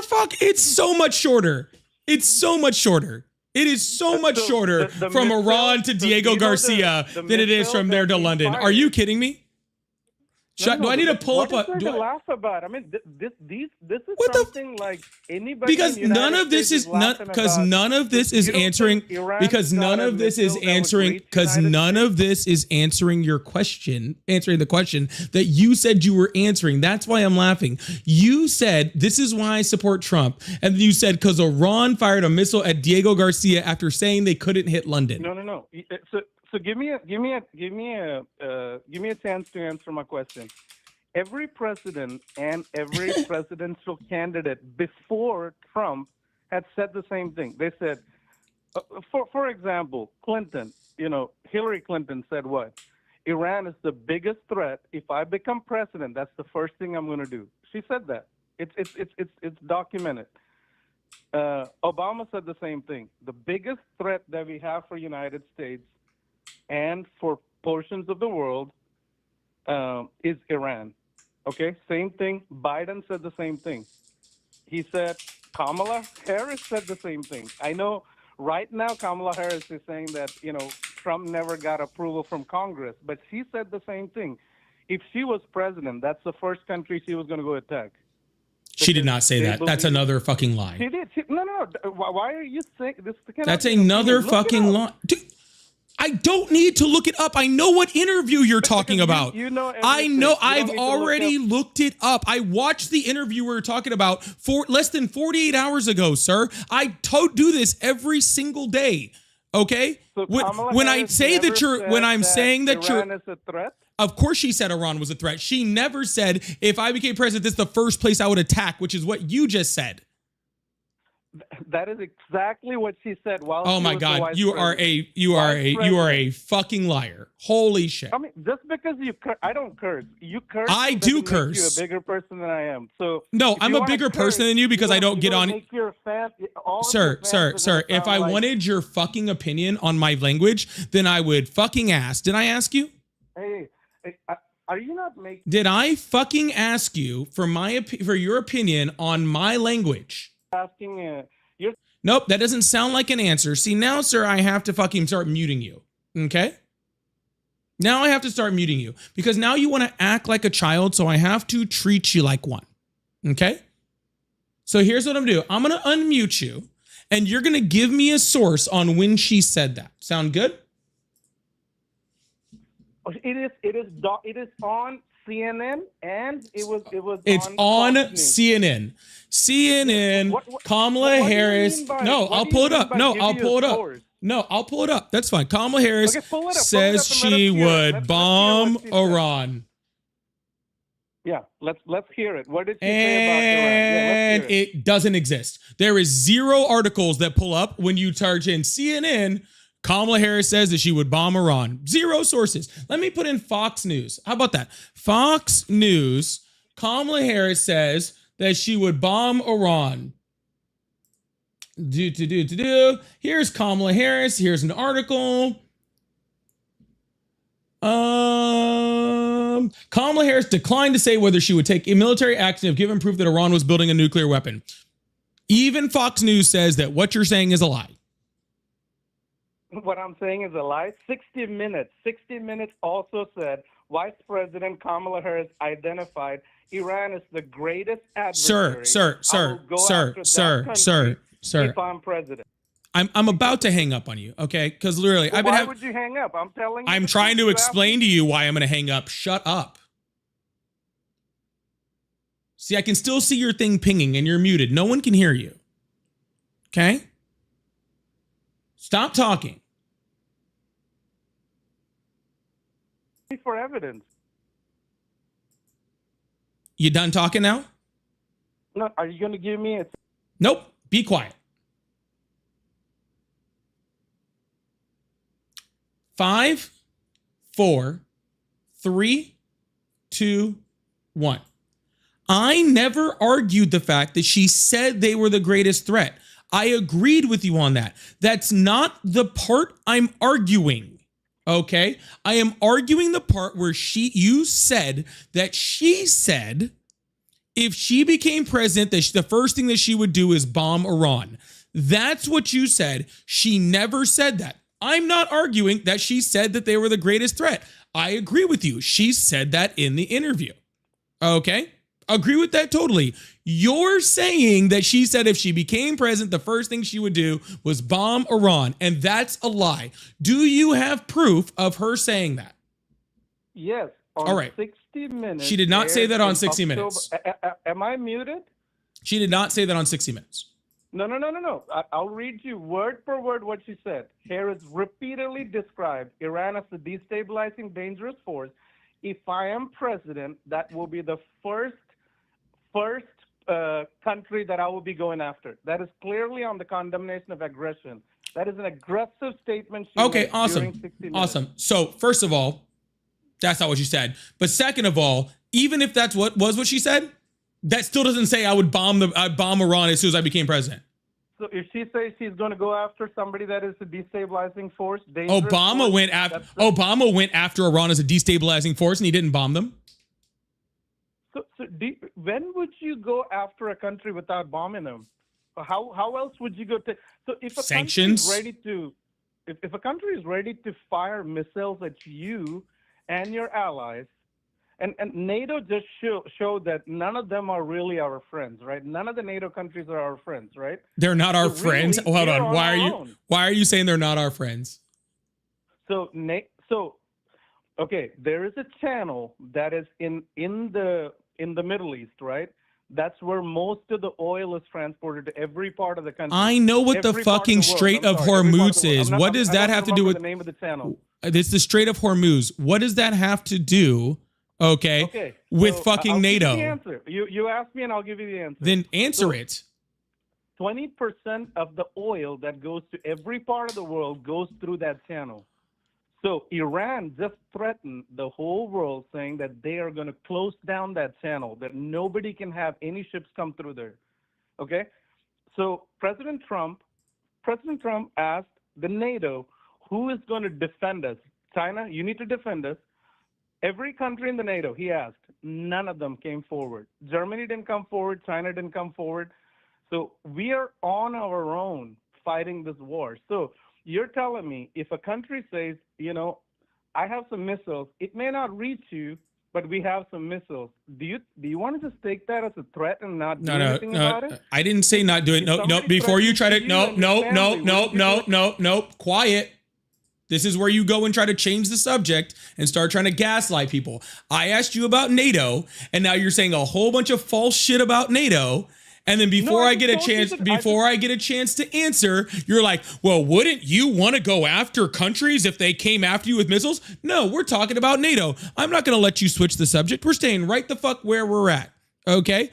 First of all, Iran didn't say they were shutting off the Strait of Hormuz to everyone. They said they were shutting it off to America and anybody that helped America attack them, including the Gulf nations. So actually, if the countries like NATO and countries in the European Union wanted their ships to go through the Strait of Hormuz in order to deliver oil, the best thing they could do is not to help the United States with their navy. Second of all, NATO is not a friendship agreement. NATO is a collective defense alliance. That's why Article 5 of the NATO agreement says that if any country is attacked, that all the countries have to come to their defense because it's a collective defense alliance, okay? It is not Donald Trump decides because Bibi Netanyahu talks him into going to war with somebody that NATO all of a sudden has to pick up arms, go put their troops, go put their military, go put everyone else in to protect the strait. Because the reason why Donald Trump doesn't want to send our Navy into the Strait of Hormuz in order to protect,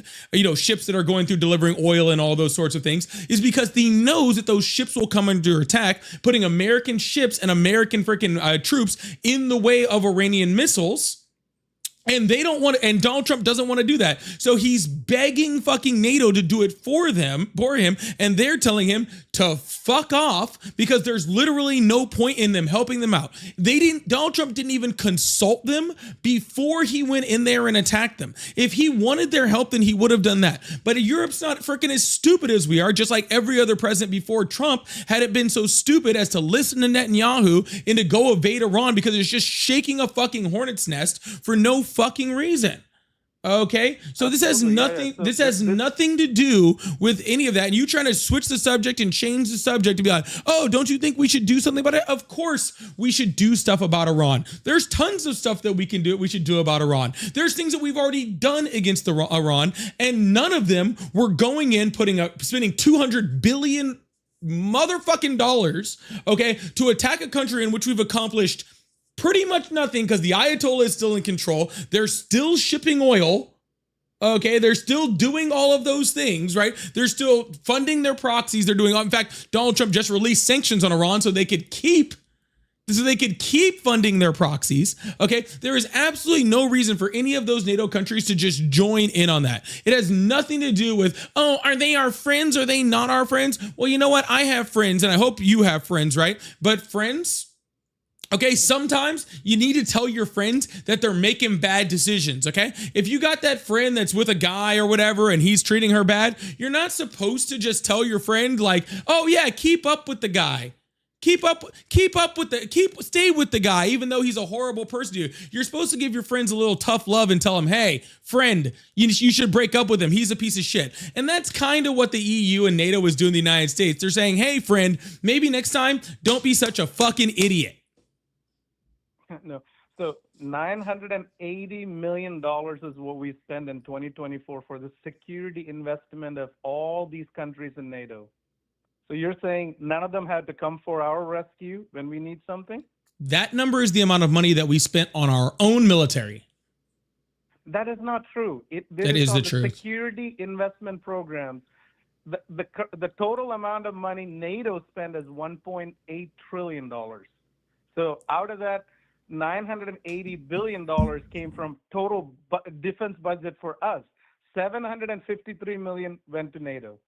$753 million out of the $980. That is a bold-faced and complete lie, and you don't know how NATO works. It's your opinion that it's a lie, or do you know I'm lying? No, because I've actually read the NATO agreement. Yeah, the actual money that actually NATO actually spends on just NATO, the actual NATO collective budget is like $3 billion. That's it. Just $3 billion? No, that's not true. Look it up. The context on spending is. You're right. You're right. I was completely wrong, and I looked it up, and it's on the screen, and it's $3.6 billion. And it's on the screen so everyone can see. Perfect. So now that we've gotten that out of the way, okay, of how much the NATO actual collective budget is, that hundreds of billions of dollars, okay, is the agreement under NATO where every country in NATO spends 3% of their own GDP on their own military. That's what that means. So when we spend $900 billion, when we spend $900 billion, Okay? That is us spending $900 billion on our own military, on our own defense. That's what that money is for. And every other country spends 3% of their GDP on their own military. That's what the NATO agreement says. So $980 billion, 16% of that we send to NATO. Correct? We don't send that money to NATO. No. No. We do the security investment programs with the 16% of the money that we're supposed to spend for NATO's common funded budget. NATO's common funded budget is $3.6 billion. Now, where are you seeing that? 2024 is 16% is what we have elected for the security investment for common. Sir, no matter how many times you say it, you can keep repeating the same words over and over and over, and it doesn't make it true. Okay? It doesn't make true. Here's the actual NATO website. NATO.int, where it says these funds are around 4.6 billion euros for 2025 and up to 5.3 billion euros for 2026. That's from the front. That's from the NATO funding on NATO.int. Yeah, but we are spending 16% of our total money to do the security for the NATO. Because we don't have to put our forces in Germany. We don't have to put our forces in Dubai. We don't have to put our forces in Qatar and all these countries. That's all happening because of this, you know. We're supporting all these countries. But my question again, and they put their troops in America too. And they put their troops in America too. Right? That also happens. Yeah, but we are the biggest military in the world, and we project, and we project power all the way across the world. Do I agree with us projecting power in all of these countries that maybe some of them we shouldn't have? Absolutely not. Do I agree that we do that some type of projection of power is good? Absolutely. I completely agree it does. But that doesn't change the fact that you have no idea how NATO works. In your opinion, is Iran a threat to us? Absolutely. The United States? Absolutely. You said absolutely not or yes? Yes. Okay, so if you think so if your family is threatened, do you wait for somebody to attack you or you go take care of it? Because the previous presidents didn't do it. Trump is the only. This is the reason why I'm saying I support Trump, and I know you support Trump because you're getting a lot of money from this channel because you said, "Call me if you support Trump," and everybody's donating money. All right, I'm just gonna mute you now, sir. You already said that the United States had no ability to attack us. You literally already said that in this conversation, that Iran did not have the ability to attack us. So therefore, they were not an imminent threat. Okay? And if they're not an imminent threat, your entire point of your, what if they're threatening your family? So you're telling me if somebody who's not an imminent threat to my family is out there on the street, I should leave my street and go attack them? No, that doesn't make any fucking sense. That's actually that's what you said. You said they didn't have the ability to attack us. Also, the director of national even the director of national intelligence said that they weren't trying to build a nuclear weapon and that they weren't trying to freaking build ballistic missiles. Now they can be a threat through freaking their proxies, which they're still a threat to our proxies. Through their proxies that we should work on fixing 100%. But what we're doing right now doesn't fix that. Right? What we're doing right now doesn't fix Iran funding their proxies. It doesn't fix that. It doesn't stop them from being a threat. Okay? It doesn't do any of that.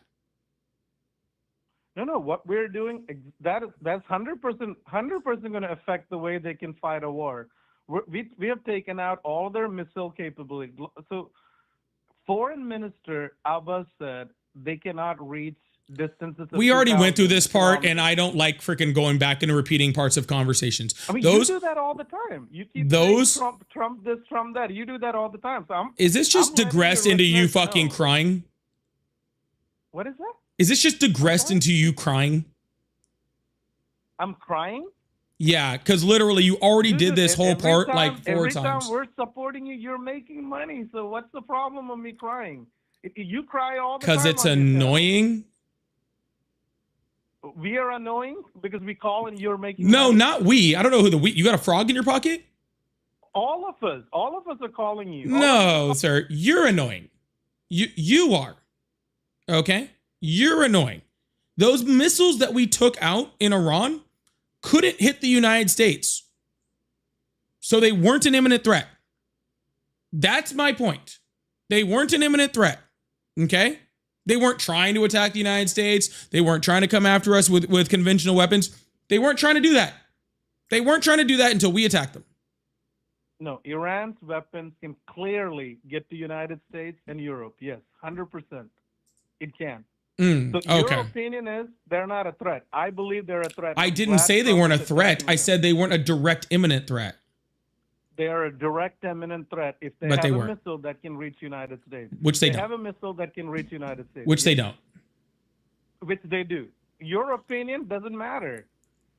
Yeah, but your opinion doesn't matter. Yeah, What but does Trump- how about the opinion of the director of the Anti-Terrorism Center Council for the United States? How about his opinion? Who is the president? Are you the president? Sir, or how am I about the president? opinion? Sir, how about the opinion of the director of anti-terrorism for the entire United States? Does his Doesn't opinion matter? matter. He Oh, stepped so down. his opinion doesn't matter. Got it. I was curious about that. I was trying to figure out because it's not my opinion, right? It's not my opinion, right? It's the opinion of Tulsi Gabbard. It's the opinion of freaking Joe Kent. It's the opinion of 50 other intelligence agencies across the world. Our own Defense Department said they weren't an imminent threat. You think I'm doing what you're doing, which is just sitting in my freaking office? Just being like, I think they're an imminent threat. No. But anyways, I believe they. I don't care what you believe. Sir, be quiet. Thank you. So anyways, and since you're refusing to have any decent conversation, I just want to say, have a wonderful day, okay? Because I'm not going to sit here and listen to you whine about me making money, okay? Imminent threat? Yes, I believe. Oh, sorry. You must have confused that with let's hear your next opinion. My apologies. Y'all, make sure you guys hit that follow button, hit that subscribe button if you haven't already. I really, really appreciate you guys. Thank you guys so much. If you guys like Support the Life, make sure you guys hit that follow button, hit that subscribe button. It really means a lot. We do this 5, 6, 7 days a week sometimes. Who knows? We do this all over the place. So make sure you guys doing that. If you want to piss that guy off and help me make some money, I do have a live gift goal. I'm trying to clear out my gift gallery over there on TikTok. So I do appreciate that. I also have Cash App, Venmo, PayPal. They're all at Polypolitics, just like my name. I also have Super Chats, super stickers, and memberships. And super fans. I want to know like 75 super fans. I haven't really been pushing them lately, but if you'd like to become a super fan, that's really awesome too. I only got like 12 of those. It's crazy. Speaking of which, Christina, thank you so much for the $1. Says NATO has no obligation to help because we attacked Iran first. Plus, Iran isn't a NATO nation. Also, the NATO agreement doesn't say that they have to go to war. It says whatever action they deem necessary.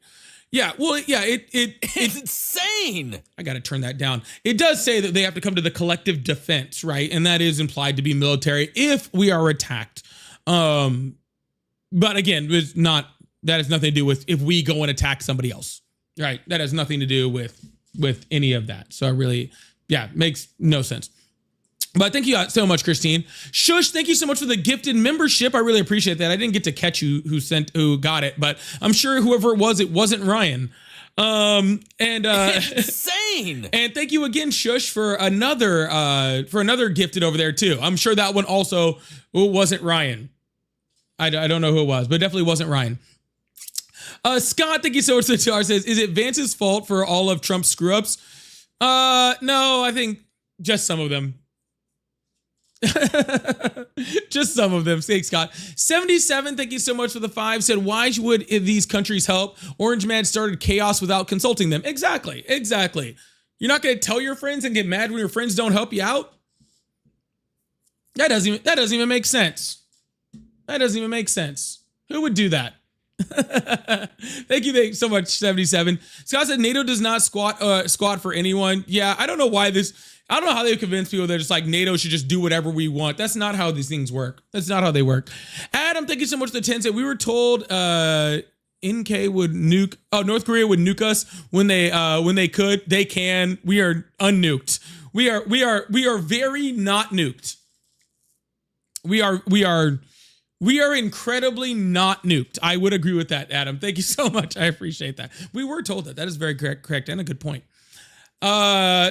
Dracos, thank you so much for $20. Big W chat for Draco said for that last caller. Yeah, that should be for just to make that last caller mad, right? Just to make that last caller mad. Thank you so much, Draco. Thank you guys so much for helping me make some money for this one. And Sunshine, thank you so much for 200 joules. I really appreciate that also. All right. We're going to answer the phone, keep this thing going. Where did we hit on? We're at 300. Guys, let's get this thing up to 350. We're on our way to 200 to 500,000. Let's keep this thing going. Let's get this thing to 200 million. Let's get this thing to 200 million to 500,000. I really appreciate that. Also, Lady said, "Do you see John Oliver's piece on Vance?" I 100% did. It was excellent. Hello, how are you? Thank you. Thank you. All right, we're gonna see if we can get some other guests in here to keep this thing going. Oh. Yeah, not 200 million. We're not gonna try to get here to 200 million. I don't know why I said it's because I was thinking of 200 billion from NATO. I was tripping over there. I was tripping.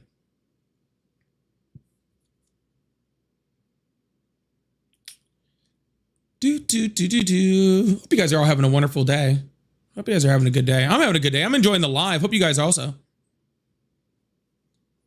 Hope you guys are enjoying the live also. I'm trying to get another guest in here. Hello, how are you? All right, goodbye.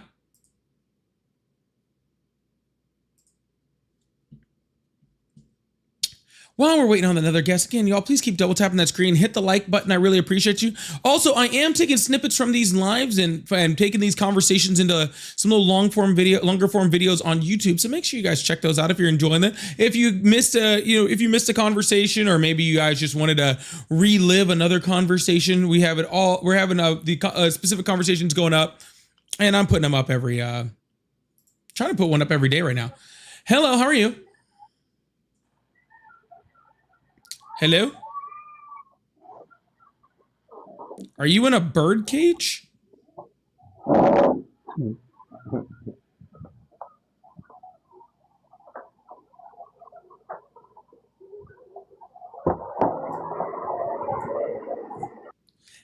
Sorry, I was actually just trying to figure out where he was at.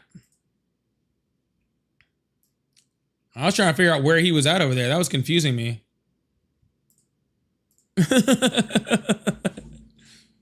Inside of a toilet bowl filled with birds. That's my guess. Inside of a toilet bowl filled with birds.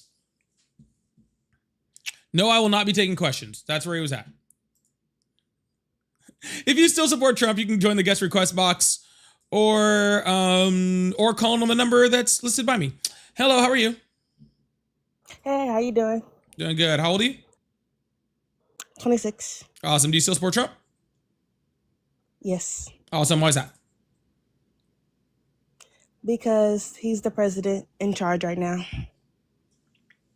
Yeah, and just like I told the last lady that called and said that, you know that President Roosevelt called that the most servile and unpatriotic act that an American can do, right? What did he do? What did who do? You said Roosevelt? He was the president. Okay. I'm saying, what did he do that was, you said, what word terminology did you use? You said he did something bad, I guess. That was impeachable.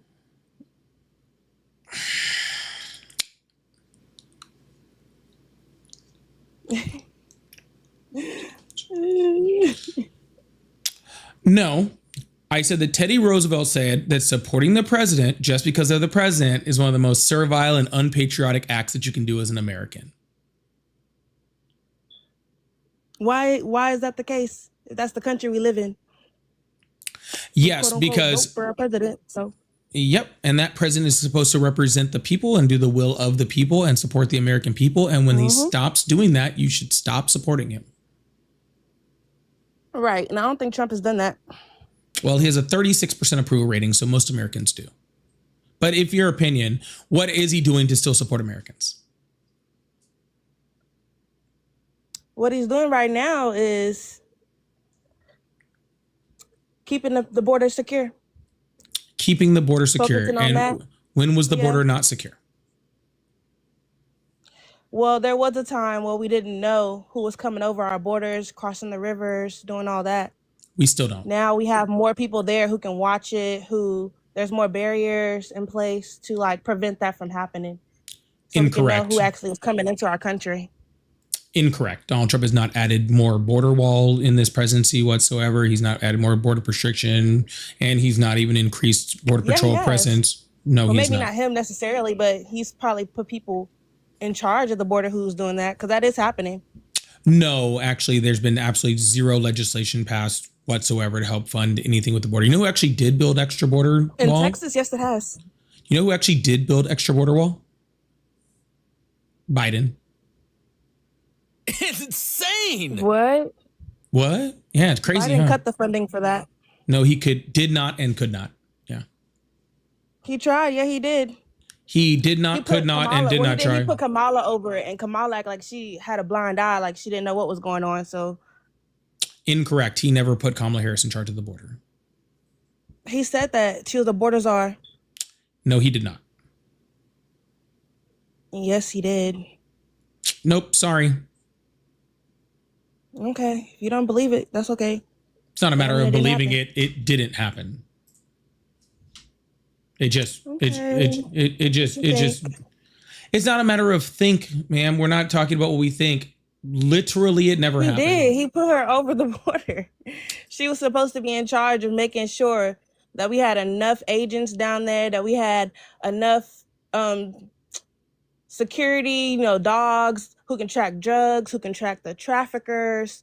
Like, she No. was supposed to be doing all that, but she was like, when they asked her, it was a reporter asked her, was like, have you been to the border? And she was like, I don't know exactly what country, but she was like, have you been to Guatemala? No, I've never been there. I've never been to Guatemala either, or something along that lines. But I was just like, dang, when she said that just showed me like she wasn't involved. You're as right, she should have ma'am. been. You're right. She wasn't involved. Because Yeah, she it should have wasn't been, though. because it wasn't her fucking job. You're 100% correct. She wasn't involved because it wasn't It her was. fucking shush. Stop talking. Holy shit. Jesus Christ. Here's an article right here. Kamala Harris was never Biden's border czar. Here's what she really did, where it actually talked about her position when it came to immigration and what she was actually supposed to be doing. But she was never in charge of the border, okay? And the reason why we know she was never in charge of the border, besides the fact that all the stuff that you just said that Biden said he never actually said, right? And you can't find proof that he said it because it doesn't exist. And I can find all the proof in the world that he didn't, okay? Is because when the Republicans were really mad about the border, and when they were saying that, we need to fix the border and that the border was so bad that we need to impeach someone, they didn't try to impeach Kamala Harris. They tried to impeach Secretary Mayorkas. Now, do you know what Secretary Mayorkas' job was?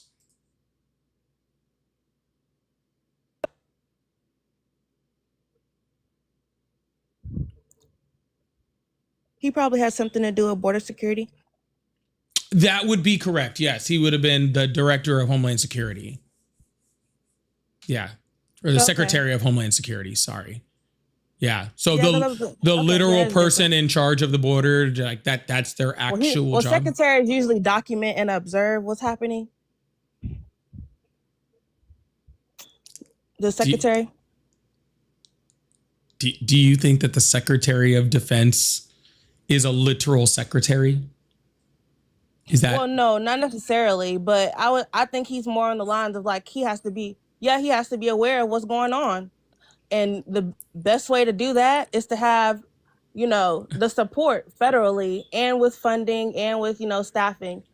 And I think that was really neglected under the Biden administration when it came to, Kamala. She was supposed to be the one, basically not necessarily saying she was in charge of it, but she needed to be aware and be involved, and she wasn't like she should have been. I feel like if she did that, not at all. If she did that as vice president, her campaign would have been a lot stronger. But so in the what end, you're especially the saying, fact what that you're saying is, what got you're saying is, if confronted Kamala about it and Harris, didn't know nothing. if Kamala Harris was doing a job that wasn't hers, then her campaign would have been better. While you're also telling me that you think that the actual Secretary of Homeland Security is an actual secretary who's just there to take notes, because that is what you just said to me. No, that's not what I said. No, that is literally what you said. I said that, okay, I guess, can you look up, type in Biden says Kamala Harris is the border czar, because that's on camera of him saying that. Perfect. Done. Kamala Harris was never Biden's border czar. Found it. That's not. No, I'm not talking about that particular article. Pull up the video of him saying, not her 60, and that's her 60-minute interview. Is that the original one or the edited one? It'd be really, really hard to pull up a video. Yeah, it'd be really hard for me to pull up a video of him saying that Kamala Harris is the border czar, because there is no video of him saying Kamala Harris is the border czar. You didn't even look it up. You didn't even try. Yeah, I don't need to try. It never happened. Okay. Yeah, I've been doing this longer than you guys. Have certain talking points I've literally been doing this longer than the Republicans have been saying that about Kamala Harris. That's the crazy part, is I've literally been doing this longer than the Republicans have been saying that Kamala Harris was the border czar. So I don't need to look it up. I was there when y'all started claiming it. And I've been seeing it for literal years. And unless AI made a video, right, later on that said that it happened, which may have happened, I was there when this claim happened, and it doesn't exist, okay? Cool? Okay, I want to address the comments a little bit, because they're saying I need to look it up, but how can I look it up? It's not my live. You should get off the live and go look it up then. No, I like having these convos. Y'all just want us to duck away, but we strong Americans with an opinion that we gonna stand on it. So I'm gonna keep using my voice as long as I can. Oh, you know what they say about opinions. What did they say? You don't know what they say about opinion? What do you say about opinions? Yeah, they're just like assholes. Yeah, everybody's got one and they all stink. Duh, including yours, I guess, then too. Yep, that's why we're not talking about my opinion. We're only talking about facts of a situation while you talk about your opinion. No, we're both speaking opinions. No, we're not. We have two different opinions on a topic. No, we don't. That's what this whole live is. See, the thing about my opinion, in order to get to my part of my opinion on something, you have to start with talking about the facts of things. And if you can't get past the facts of things, then we can't talk about the opinions of things, right? And since we've never gotten to the facts to the facts part, we can't talk about the opinions. I'm sorry, but since I'm going to go ahead and just get on with since I'm going to go ahead and get on with a conversation with somebody who actually wants to have a genuine conversation and doesn't think that the Secretary of Homeland Security is an actual secretary, it sounds like you need to do a little bit more research, okay? Oh my gosh. Okay, goodbye now. Bye. Bye. Woo! I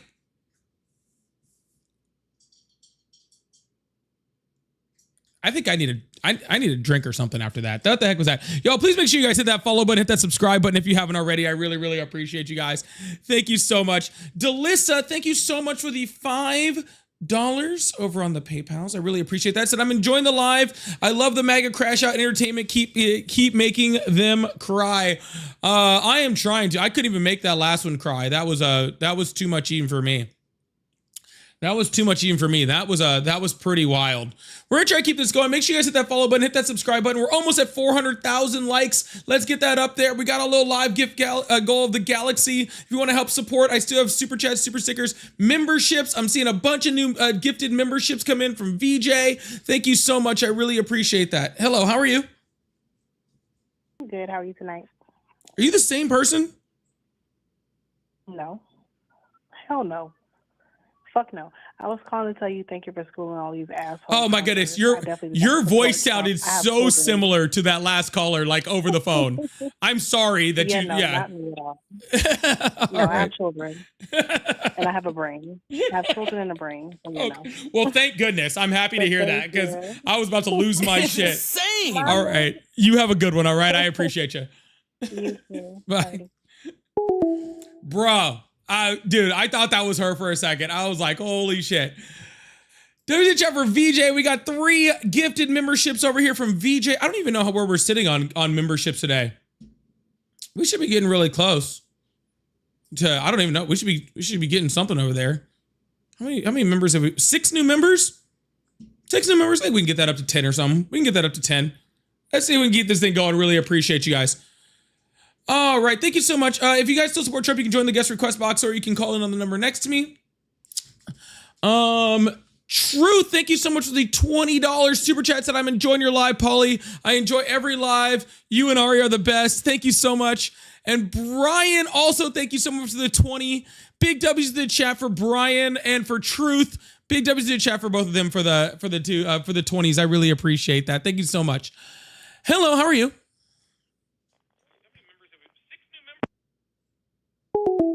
All right. Don't know what that was. Dax, thank you so much for the jewels. John, thank you so much for the $5. Said, for those who ask, is there a way to talk to you personally offline without calling in? Also, are you and Ari married? No, Ari and I are not married. We are together. We've been together for over a year now. And there's not really too much a way to talk to me personally. I do jump in my Discord every once in a while and I'll talk to people there, but I haven't been in there much lately. So, yeah. I mean, if there's something serious, you might be to get a hold of one of my mods. If you get a hold of one of my mods and tell them what's going on, they can push it up to me though. So if you see any of my mods, Jesus. Yeah, if you see any of my mods, they can hook it up if it's something that you need to talk to me about. But for sure, thank you so much, John. I appreciate that. Scott, thank you so much for the $5. Said if you see your teacher as an asshole, should respect it. Something about assholes and teachers. I'm not really sure what's going on there. Eric, thank you so much for the dollars. And man, the education system has failed. Sorry, Pauly. Failed miserably. Failed miserably. And Eric, again, thank you so much. Shamelessly proud of standing on an easily refuted lie. What a world. Yeah. Like, you can be super proud of your opinion all you want, but if it's just like a completely debunked lie that you still, for some reason, just keep following, I don't know if that's really something to be proud of, to be completely honest with you. And Dracos, thank you so much for the 10 gifted. Oh my goodness, appreciate that so much. Big W's to chat for Dracos with the 10 gifted subs over there. I really, really appreciate you guys. Thank you so much. That is absolutely huge. I really, really appreciate that. Oh my goodness, I was like, oh, maybe we might get to 10. Dracos like, I'm gonna do the 10 all by myself. I can do bad all by myself over here. Holy shit. Thank you so much, Dracos. And who do we got? Libra. Adam got one. Adam's been gifting already today. That's absolutely huge. Jolts, Jimmy, Douglas, The Real, Ed, Cones, Tinkerbell. We got a whole bunch of people over there with new gifted memberships. Make sure you throw an extra W in that chat over there if you got one of those gifted too. Also, don't forget I do have super chats. I do need to get these super chats back up. I need to put something on the screen. I didn't realize we had dropped below 100 super fans over there. So if you used to be a super fan, you want to be a super fan again, maybe consider coming back to the team, coming back to the squad. All right. Thank you so much. That was absolutely huge. I really, really appreciate that. Thank you guys so much for the support. Again, if you guys like support, we do have super fans, memberships, gifteds on both. Got the Galaxy Live gift goal going on up there if you guys like support that way. Gifts over there on YouTube. I've got Phil with the thumbs up and the clock it. Really appreciate that. All right, we're going to see. We've been going for about 2.5 hours now. We're going to see if we can get another Trump supporter or two to call in or to join the guest request box and keep this thing going. So I really, really appreciate you guys. Thank you so much. Roxbox, if you're still here, I can't believe that first guy I talked to was throwing up certain salutes. Did someone just gift a mystery box? I think someone just gifted a mystery box. Oh my goodness. I can't even. Oh, Ryan, thank you so much. I can't even see it on here. Ryan, thank you so much for the super fan gift box over there. If you guys do want to become a super fan, there is a little box that's up in the corner. That little box will open in exactly 2 minutes and 23 seconds. So if you want to become a super fan, you can click on that at exactly to be the first person to open that. I believe you get a super fan. So heck yeah, Ryan, thank you so much. Big thanks to the chat for Ryan for the gifted super fan over there. Yeah, that's absolutely huge. And if you don't get that one, then you can still become a super fan. So I really appreciate that. I love those little gifted boxes. I think those things are cool.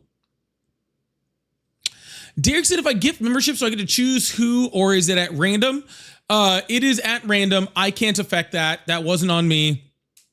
That's just the way that YouTube does it. So I can't help it. Also let you guys know, if you guys are over in the portrait live and the vertical live that looks good on your phone, if you guys do want to watch over on the landscape line, maybe you're watching an iPad, maybe you want to watch the show on a TV, maybe any of those things, I do have that also up on my channel, so you guys can check that out too, and vice versa for you guys over there on landscape. I like to provide all options for you guys to be able to watch and view the live. So that is absolutely amazing. I really do appreciate you guys. So thank you so much. Yeah, I don't know why YouTube hates Ryan so much. For some reason, Ryan just can't. I literally want to find a way for me to just gift Ryan. Cause I truly feel like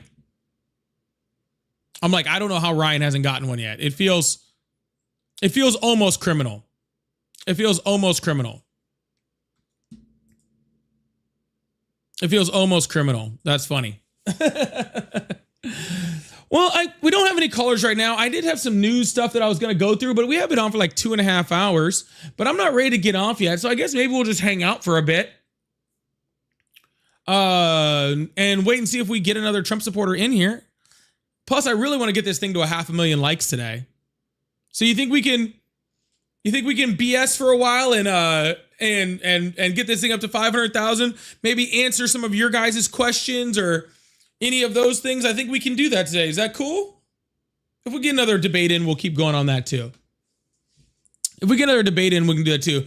Huge thumbs in chat for Shay for just gifting the Galaxy, clearing that out of the live gift goal.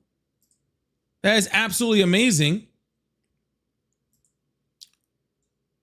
Huge W's in chat for Shay. Also W's in chat for Inger, who just became a super fan. Can we get big W's in chat for Shay for the Galaxy clearing that out, and Inger for becoming a new super fan over here? That is absolutely amazing. That is absolutely amazing. Sorry for you guys that didn't get a chance to get it. I'm sorry. I apologize. Well, I don't really apologize. You guys can still become super fans, okay? You guys can still become super fans. You guys can still sign up and become a super fan and help support awesome lives like these. So absolutely cool. So we have the first question that I am willing to answer, by the way, while we do that. Someone asked me, what is my favorite Jersey Mike's order? These are the real questions that we need to be asking, okay? Please get Trump to call in. Number 13. Okay. Add pickles. And then I remove the oil and vinegar. Not because I don't like it. I do like it. But I like adding the chili relish. And so I take off the oil and vinegar so I can put on the chili relish. That's my favorite. Number 13. Original Italian. Microwave minus the oil so I can add the chili relish. That's important. Debbie, thank you so much for the $2 super chat. I said, love your lives. I'm officially a new fan. Thank you guys so much for being new fans. I know there's a few of you that are new and subscribed to the channel. I really, really appreciate you guys being here. Thank you so much. Thank you so much, Debbie, for being here. And anybody else who's new here today. I really appreciate you guys. Thank you so much. That's very sweet of you. And to be gifting. Officially, a new fan and gifting. I really appreciate that.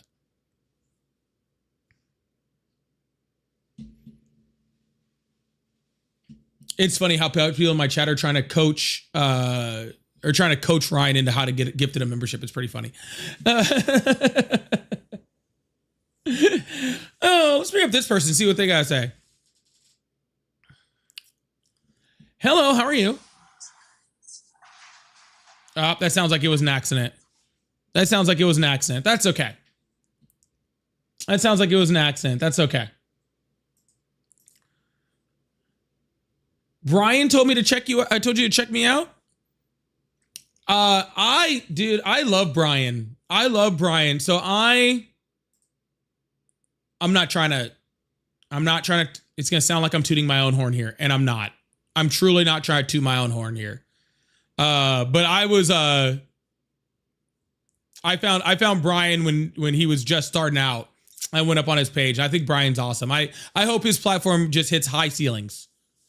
So I love Brian. I love his platform. I love what he does over there.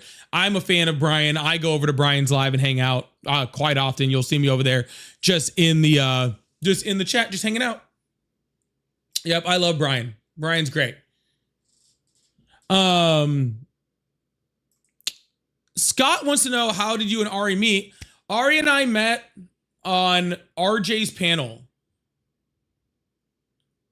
There's another creator. His name's RJ. For you guys over on YouTube that don't know RJ, because I don't think he's on YouTube. We were on RJ's panel together debating, and that's how I met Ari. Yeah, she was actually one of RJ's mods, and she was up there debating.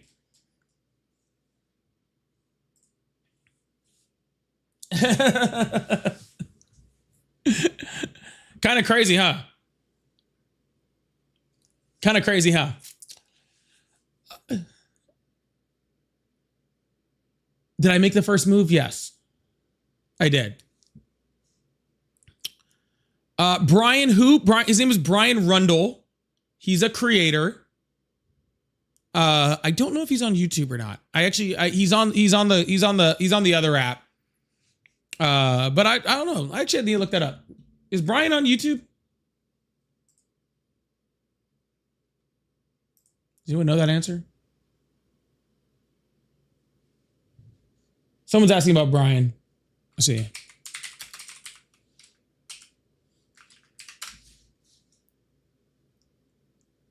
I can't find him on you. Oh, wait. Oh, okay. It's this thing over here. It looks like he has a podcast. Doesn't look like he streams on YouTube. He has a podcast over there. Yeah, he does another show over there. Yeah, that's cool. I'm going to subscribe to it. Oh, someone actually called him. Let's see what else we got. What other questions we got? Well, we're trying to get to, we're at 458,000. We're going to get this thing to 500,000 before I get off. I don't care if there's 4 of you in here and I'm tapping the screen myself. Okay? We're going to get this thing. We're going to get this thing. All right, let's see if I can get another question here.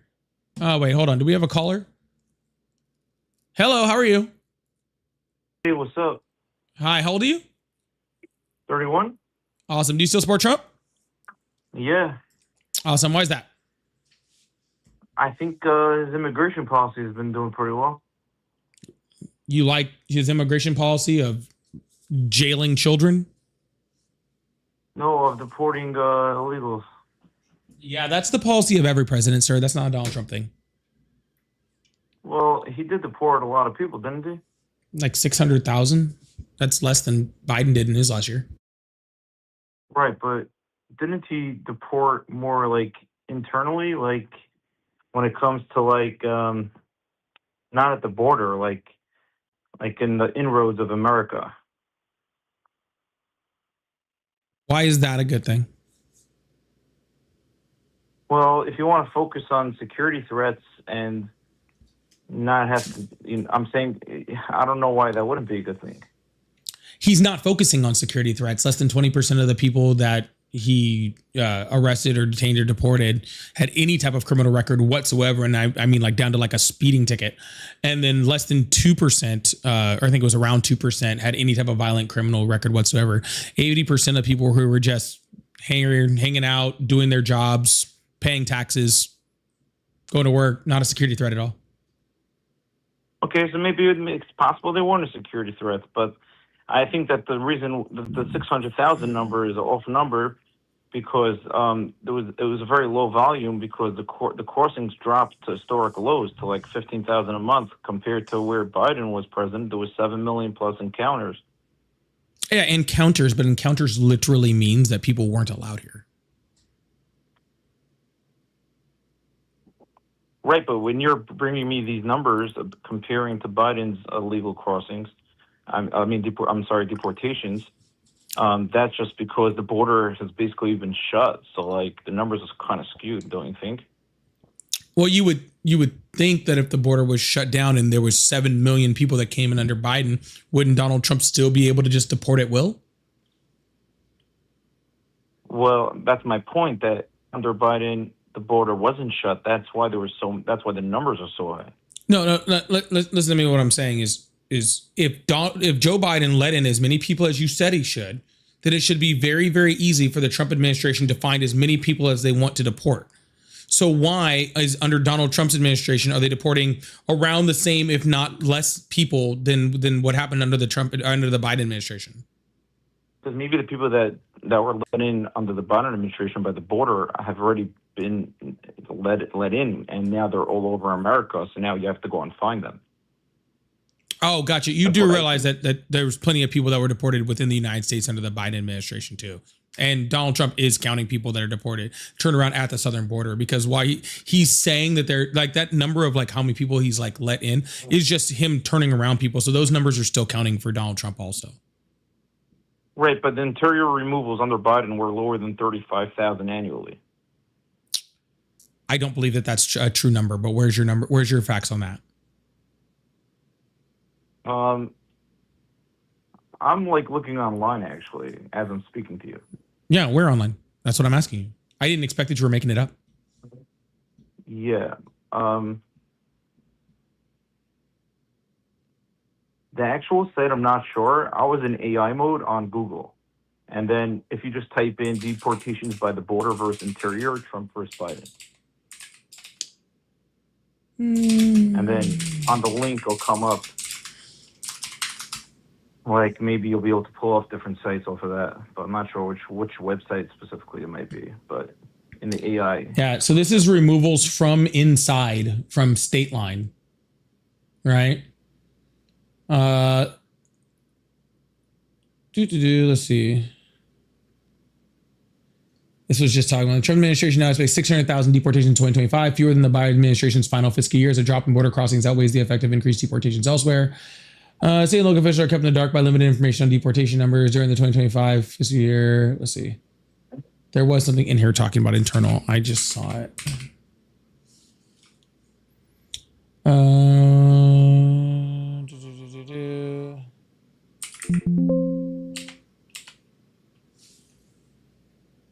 Stephen increased in unauthorized arrivals in Biden in international research and back because of business repatriation agreements that permit the administration to direct its focus on immigration enforcement in the U.S. interior. What? Sorry. yeah, it's okay.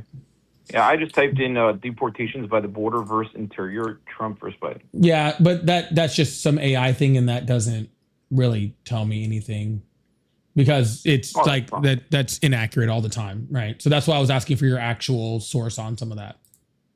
Yeah, so I think the Washington Post is one of the links that talks about it, like when you click on it. I just didn't have time to read through each article by itself. Okay. Well, Like, I'll just take your word for it, even migration. though I don't think it's true, but that's fine.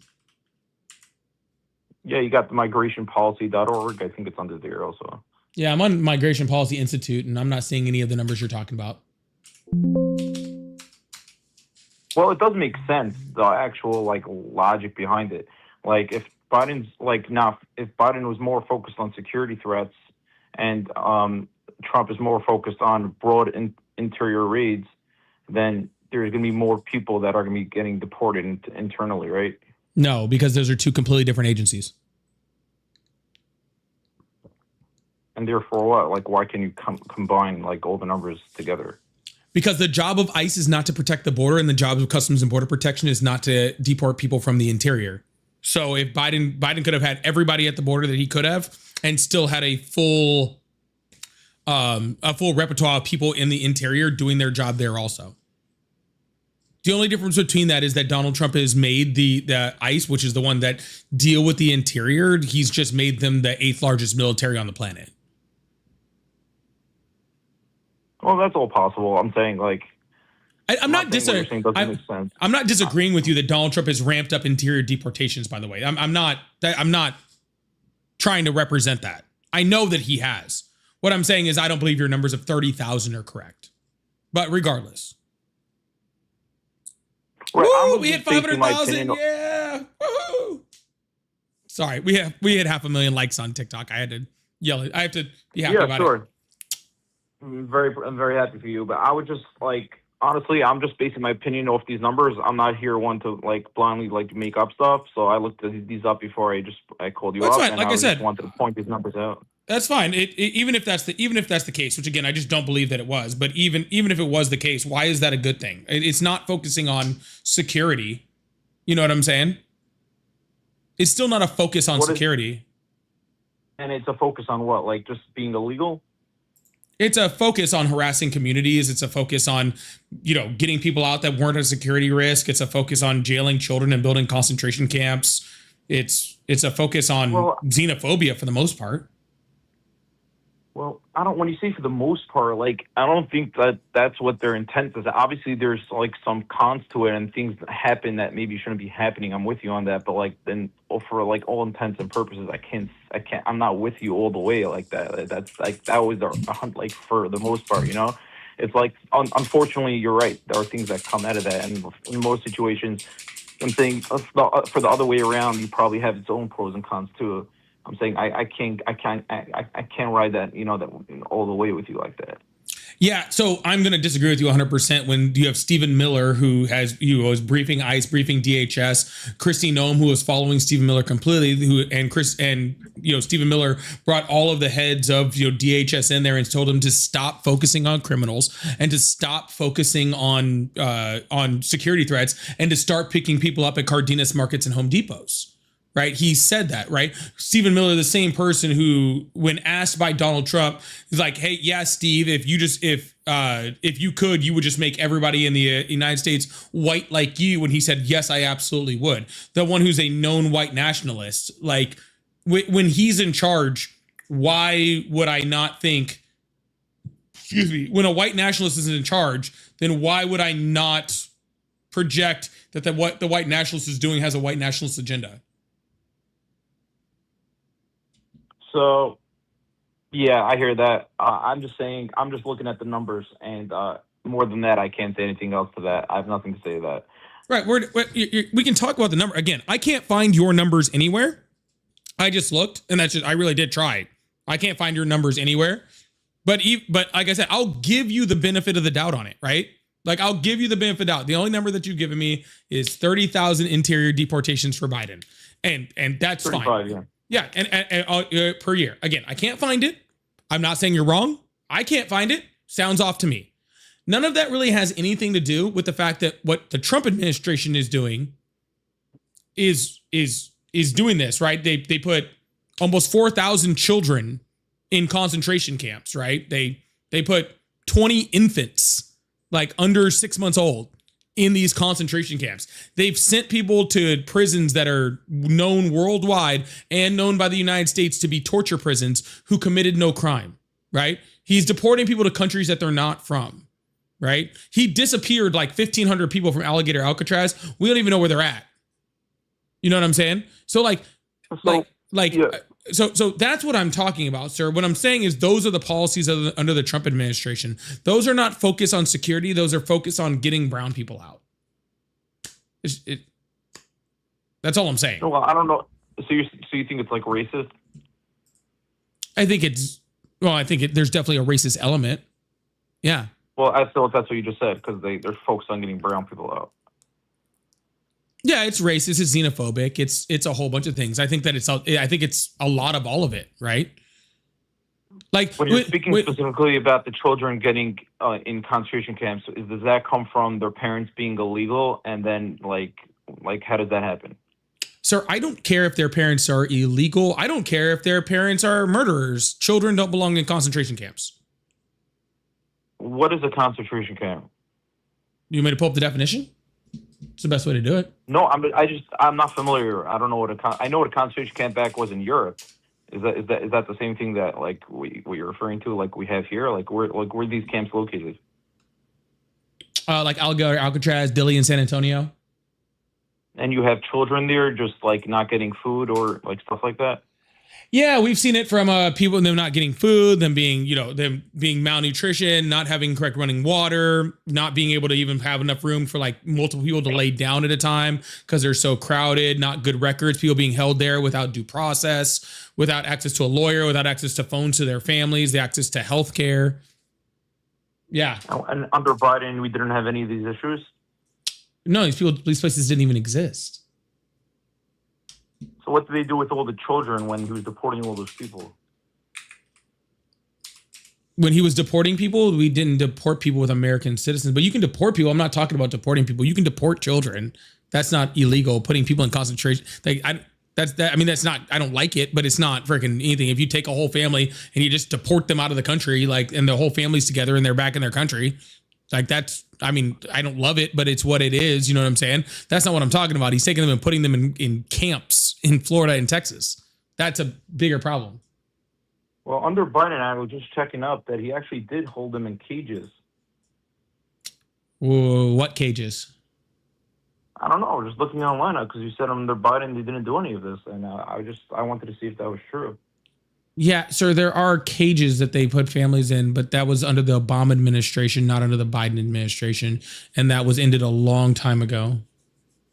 No, it says that migrant children have been held in government custody under both the Trump and Biden administrations through the policies, scale, and specific circumstances. Oh God, you're getting me flagged for misinformation. Holy shit! All right, I gotta let you go. You're literally getting my live flagged for misinformation because you're saying so much crazy shit. So I gotta let you go. I was looking online. That's all. Through AI. Yeah, that's fine, man. But sorry, I can't do that. Anyways, I literally got flagged for misinformation because of the crazy shit he's saying. Like, even TikTok knows that this is horseshit, dude. Like, it's crazy. Anyways, I didn't even say Donald Trump was putting him in cages. I didn't even make that claim. Like, I said he was putting him in concentration camps. Like, that's nuts. Anyways, y'all, we made it to 300,000 or 500,000. Thank you guys so much for freaking doing that. I really, really appreciate you guys. Also, Shay, I already thank you for the galaxy. And Shayna, thank you so much for that hand heart too. I really, really appreciate that. Scott, thank you so much for the $2. Says, can you read Trump's pet on file war? I'm going to take that with autocorrect. I'm going to go ahead and put that with autocorrect. I don't know what that one was, Scott. Corey, thank you so much for the jewels. And Phil, thank you so much for the gold coins too. I appreciate it. Y'all, please make sure I dropped a short today. I dropped some long form content and a short today also over on the YouTubes. Make sure you're checking out the content. Turn on your notifications on YouTube and TikTok and everywhere. Make sure you turn your notifications so you know when I go live and so you can return and see my content also. I appreciate you guys. Love you guys so much. All right. Thank you guys so much. See you guys tomorrow. 7:30 Central, 8:30 Central tomorrow. Be on later. Love you guys.